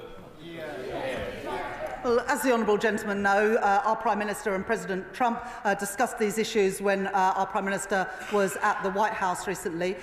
We continue to work on those plans. The most important thing is that we protect our national security and can continue to operate out of that important base. Neil Duncan-Jordan. Speaker, point 1.14 in the OBR report outlines that the planned cuts to disability benefits will reduce personal independent payments for 800,000 claimants and cut health-related universal credit for 3 million families. Isn't it time we ask those with the broadest shoulders to carry the heaviest burden rather than the poorest in our society? I thank my honourable friend for that question. As I've already set out, the Office of Budget Responsibility in their numbers don't assume any changes in terms of people going back to work. That's what we're going to work on with the OBR, DWP and Treasury over the summer, so that we develop those plans to ensure that people aren't worse off, but they're actually better off because they can progress into jobs that suits their abilities and needs, because we want more people to have the fulfilment of a good job with security that pays a decent wage. Alex Brewer. Thank you, Madam Deputy Speaker. In a statement with significant problems, I do welcome the Chancellor's commitment to better military homes, which the Liberal Democrats have been calling for. Will the Chancellor clarify how much, by when, and will this include RAF Odium in my constituency of North East Hampshire, or is it just for those constituencies she listed which happen to have Labour MPs? We support military families wherever they are based in the United Kingdom, and we will set out more detail in the spending review in June. But already in the last few months, we have taken back into the public sector homes that were previously contracted out to the private sector, so we can make improvements to military accommodation, something that I know will be welcomed in her constituency and by military families across our country. Sarah Coombs. Madam Deputy Speaker, my constituents in West Brom work hard and pay their taxes, and they want to know that the government treats that money with respect. I'm glad we finally have a Chancellor who is being careful with every pound of taxpayers' money so we can invest in the NHS, which has seen a 10% cut in the waiting list in my area. Can the Chancellor set out how she is drawing a line under the waste and chaos of the previous government and finally putting our public finances back on a stable footing? I thank my honourable friend for that question, and she speaks powerfully on behalf of her constituents in ensuring that people in West Bromwich get a good deal from their public services and value for money when they pay their taxes. There was too much waste under the previous government, and that was exemplified during the pandemic when so many contracts went to friends and donors. That's why we've appointed a COVID corruption minister, because we want that money back in our public services, not in the hands of Tory friends and donors. Jeremy Corbyn. Thank you, Madam Deputy Speaker. There are 4.3 million children living in poverty in our society. There are 1.2 million people in receipt of PIP who are about to lose it following her statement last week. She's put a huge amount of money into defence. Could she not think for a moment of reversing the decision last week to take £5 billion out of the welfare budget and end the two-child benefit cap, which has driven so many children and families into really desperate poverty? I'm not going to make any apologies for putting more money in defence. This Labour government takes defence of our country seriously, and so we should. We are the party that created NATO, and under the leadership of the Labour Party today, we will always defend our country. David Kinzer-Dushinsky. Madam Deputy Speaker, can I congratulate my right honourable friend on her statement and on her action to end austerity, investing £26 billion in the NHS, £3 billion in education, raising defence budgets and unleashing over £100 billion of additional capital investment to build the foundations of our economy. On the day after this government voted through a pay rise to 3 million working people by raising the minimum wage, does she agree with me that it's only by making the tough decision to restore stability and by pushing ahead with the government's bold plans for reform that we can repair the terrible damage done by the party opposite, deliver strong public services and get more money in people's pockets? I thank my honourable friend for that question, and also all the work that he's doing to back growth, to improve living standards for working people. And I was pleased in the spring statement today to announce £13 billion extra during the course of this Parliament for capital spending, because we know that the easy choice that the previous government made was always to cut capital spending, which is why we're in the mess today that we are, because of the deterioration of infrastructure. We won't make those short-term decisions. We will invest to grow our economy, working with business to do so. Nick Timothy. Thank you, Madam Deputy Speaker. The Chancellor's trouble is while her manifesto promised to limit spending increases to £9.5 billion a year, her budget increased spending by £76 billion a year, 8 times as much. She's previously said she will not come back asking for more tax rises or more borrowing. So will she rule out both in the budget later this year? The budget in the autumn last year wiped the slate clean after the 14 years of economic mismanagement by the party opposite. We won't have to repeat a budget like that, because we're not going to inherit anything like that ever again, because we've changed the rules so that the OBR always now get information rather than it being hidden like it was by the previous government. Owen. No, Clive Jones. Jones. Thank you very much, Madam Deputy Speaker. My honourable friend, the member for St Albans, gave examples of alternative taxes to Labour's national insurance increases, asking that big banks, social media giants and online gambling companies to pay their fair share of tax. Can the Chancellor confirm she has heard these Liberal Democrat alternatives and explain why she isn't listening to these fair and sensible proposals? One thing that is scored in the OBR document actually today is the gambling levy that this government has already introduced, and that money will be used to make sure that we regulate gambling properly in our country, and rightly so. Gregor Poynton. Madam Deputy Speaker, for defence companies in Scotland, UK Export Finance plays a crucial role in financing sales to our allies around the world, including Ukraine. Can the Chancellor therefore outline how the increase in capacity in UK Export Finance will help defence companies in Scotland create jobs in my Livingston constituency and strengthen our national defence?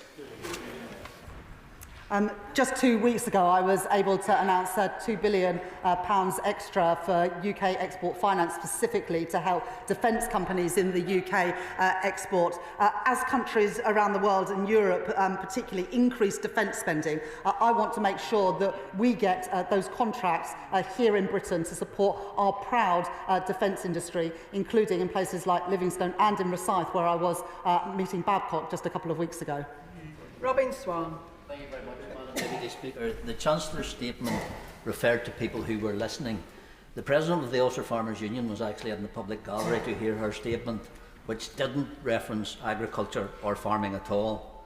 It talked about country security and safety, nothing on food safety. It spoke of writing off the generation of young people. The Chancellor's family farm tax will write off a generation of young farmers. What confidence can the Chancellor give our agricultural sector?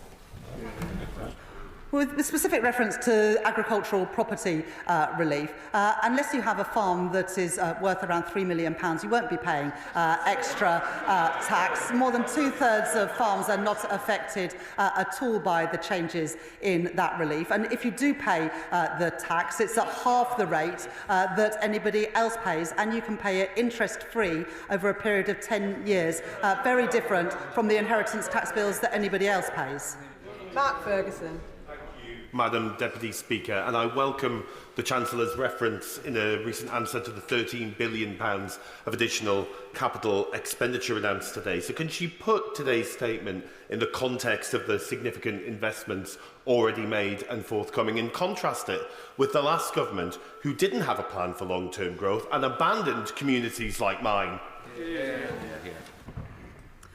My honourable friend speaks powerfully on behalf of his constituents in Gateshead, who rely on the infrastructure that our country needs, whether that's energy, digital or transport infrastructure, and in fact the houses that all of our constituents need. In the budget last year, I put £100 billion extra into capital spending during the course of this Parliament, and I've been able to announce an additional £13 billion today. Unlike the party opposite, I'm not willing to cut capital investment, because capital investment is absolutely crucial to grow the economy and to leverage in the private sector investment that we need as well. Madam Deputy Speaker, the Chancellor's made much of the government's investment in defence and desire to make the country a defence industrial superpower. I'm keen to pitch for a slice of the protected £400 million for UK defence innovation. Huntingdon is the home of our defence intelligence capability, the US Air Force's Joint Intelligence Operations Centre Europe and the NATO Intelligence Fusion Centre. It has a huge investment in sites like the Alconbury Wielder Enterprise Campus, Brampton Cross and potentially the redevelopment of the MOD land around RAF Whitton as well. Perfect location for defence startups, and with the arrival of several already in flight, the US government is investing north of £500 million in Huntingdon alone. So could I ask her to make a similar commitment to Huntingdon and include it in her list of defence sites? What great pitch. I'm sure somebody from the Ministry of Defence, one of the ministers, would be really pleased to meet with you to discuss those opportunities. As we move to 2.5% of GDP spent on defence and 3% in the next Parliament, I am determined that that money benefits our troops in the UK, but also supports us become a defence industrial superpower. And I'm sure that we can work with the honourable gentleman to realise those ambitions for Huntingdon. Rosie Writing. Madam Deputy Speaker, the party opposite left a £22 billion hole in our public finances, and they continue to oppose every decision made by the Chancellor to clean up their mess. Can the Chancellor tell us how things would look now if the Conservative Party had their way? Well, what it would mean for people in Kettering and around the country if we had continued under the plans of the previous government is that interest rates would have remained high, inflation would have remained high and growth would continue to flatline, whereas the OBR today forecasts that real household disposable incomes will rise, growth will be higher, living standards higher, because we have returned stability to the economy and we are backing the builders, not the blockers. Max Wilkinson. Sorry, Madam Deputy Speaker. I don't wish to interrupt the discussion on the front benches. Thank you, Madam Deputy Speaker. I have another opportunity for the Chancellor. In Cheltenham, we have a scheme that can produce jobs and growth and will support the defence industry. The Golden Valley development next to GCHQ, which will be a key part of this country's defence investment over the coming years. Will the Chancellor take it upon herself to work with ministers and other departments who already know about this to make sure that we get the investment that we deserve and GCHQ workers deserve too.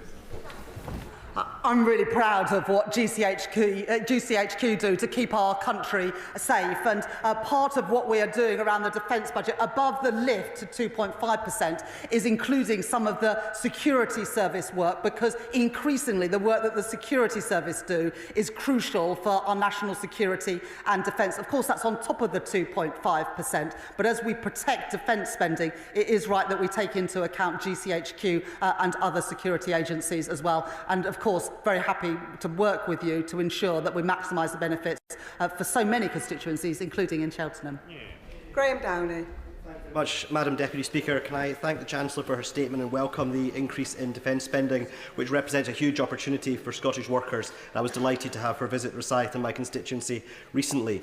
Will she work to ensure a continuous shipbuilding programme in this country to maximise the opportunities for Scottish workers? And does she agree with me that it is utterly shameful that these workers have been ignored by the SNP for the last 18 years? And will she confirm that this Labour government will always value the role of shipbuilding for our economy and our national defence?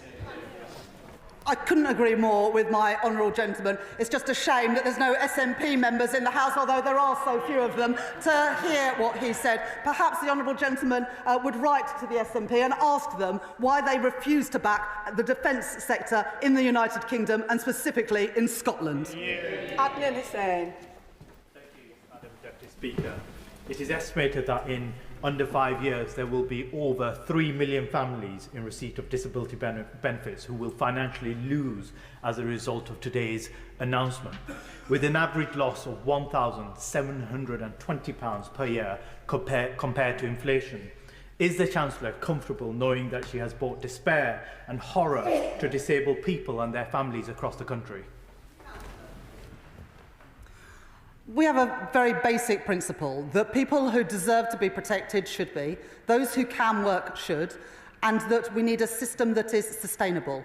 We don't have any of those three things today, and that's why we're reforming our welfare system, to give additional support for those with the highest needs, to give personalised, targeted and guaranteed support to help people back into work, and to ensure that we've got a system that is sustainable so it is there for generations to come. Louise Jones. As the Chancellor will know, the East Midlands is often at the bottom of investment league tables, and indeed we do suffer through a lack of transport planning. Will the Chancellor outline to me, however, how the extra public investment and the National Wealth Fund will change that and deliver for people in North East Derbyshire? I thank my honourable friend for that question. People in North East Derbyshire will benefit from the additional homes, whether they are able to buy those homes, to rent those homes, or indeed to build those homes, as we expand the number of construction apprenticeships and 10 new technical excellence colleges in construction. And they will also benefit from the increases in real household disposable income, because what we want when the economy grows is to have more money in people's pockets, and that's what the OBR confirm will happen today. Helen Morgan.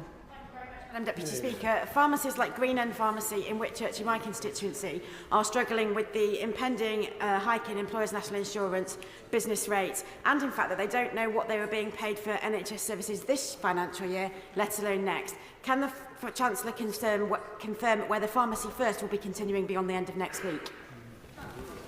Well, I'm sure that the relevant health minister would be willing to meet with you to talk about that. But because of the investment that we put into our National Health Service last year at the budget, more than £20 billion of additional funding, we are able to start to rebuild our NHS, reduce waiting lists. Indeed, we have done that now for 5 months in a row. Madam Deputy Speaker, as we secure Britain's role in a changing world, I welcome the Chancellor's focus on defence innovation, and I thank her for referencing my community, Aldershot and Farnborough. We are ready to serve. When it comes to defence innovation, too many small and medium defence businesses in my community struggle to get access to the banking and finance facilities they need, often on the basis of self-imposed ESG criteria. Will the Chancellor join me in welcoming the investors and financial institutions that have responded to the campaign that I am leading with my honourable friend, the member for York Outer, calling on our banks and our fund managers to broaden their approach so that we can defend our country, support Ukraine and fire up our industrial base? I was pleased to be able to mention my honourable member's constituency in my statement today. As home of the British Army, on behalf of this government, we thank the people of Aldershot and Farnborough for the service that they give our country every single day. And my honourable friend is right to mention the importance of companies in the defence sector, whether they're big companies or small, being able to access finance. That has never been more important than it is today, when we see the threats posed from Putin continue to grow. And so I urge everyone in financial services to do their part to make sure that our fantastic defence startups have the money that they need to grow and help defend our country and our values. Final question, Jim Allister. Would the Chancellor better explain how the civil service cuts will translate into the devolved regions and the impact on future block grant allocations? And are there lessons to be learnt from the fact that in 2015 the Northern Ireland Executive had a voluntary exit scheme upon which they spent £700 million and then proceeded to re-engage hundreds of civil servants as agency workers? Are there lessons there? That is a really important point that the honourable gentleman made, and that's why we haven't set a number on the number of the reduction in the size of the civil service and instead have made it an admin target, because what we don't want to see is the number of civil servants fall and then the number of agency workers and consultancies increase. So absolutely this government will learn from failed efforts both of the UK government under the Conservatives and other administrations in the past. That concludes the statement, and I'll give the House a few moments to settle down before we come to the 10-minute rule motion.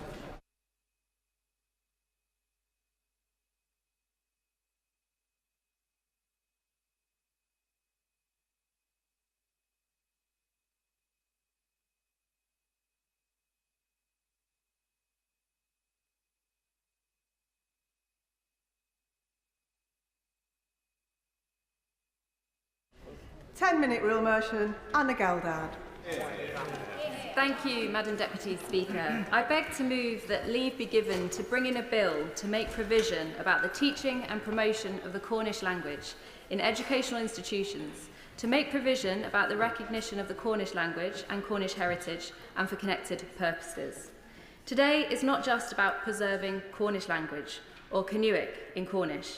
It is about protecting a cultural identity that is woven into the fabric of Cornwall's past, present and our future. Cornish can be traced back 4,000 years, and over that time, Cornish speakers were driven further west due to conflicts and invasions from Europe. But it was our fishermen who kept the language alive until it faded in the 18th century. Despite this, Cornish was officially recognised as a regional language by the UK government in 2002, under Part 2 of the European Charter for Regional and Minority Languages.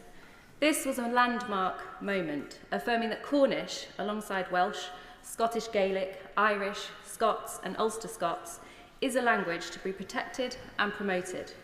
The UK government has committed to supporting these languages, and yet Cornish remains at Part 2 status, while 4 of the other 5 Celtic languages have Part 3 protection, which offers stronger commitments in areas like education, public life and the media. In November 2024, the European Charter for Regional and Minority Languages issued recommendations urging the UK government to take stronger measures to support minority languages, including enhancing educational provision and promoting language awareness.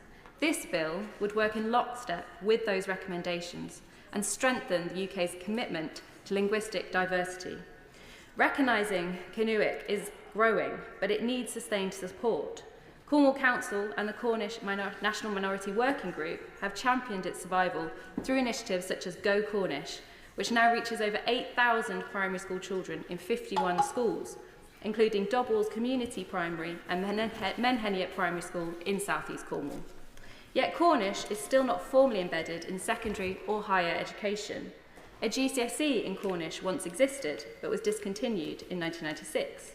The option to learn should always be available, and the government's own charter commitments state that minority language education should be strengthened and must ensure that learning Cornish is a viable, accessible option for those who wish. Not a requirement, but a choice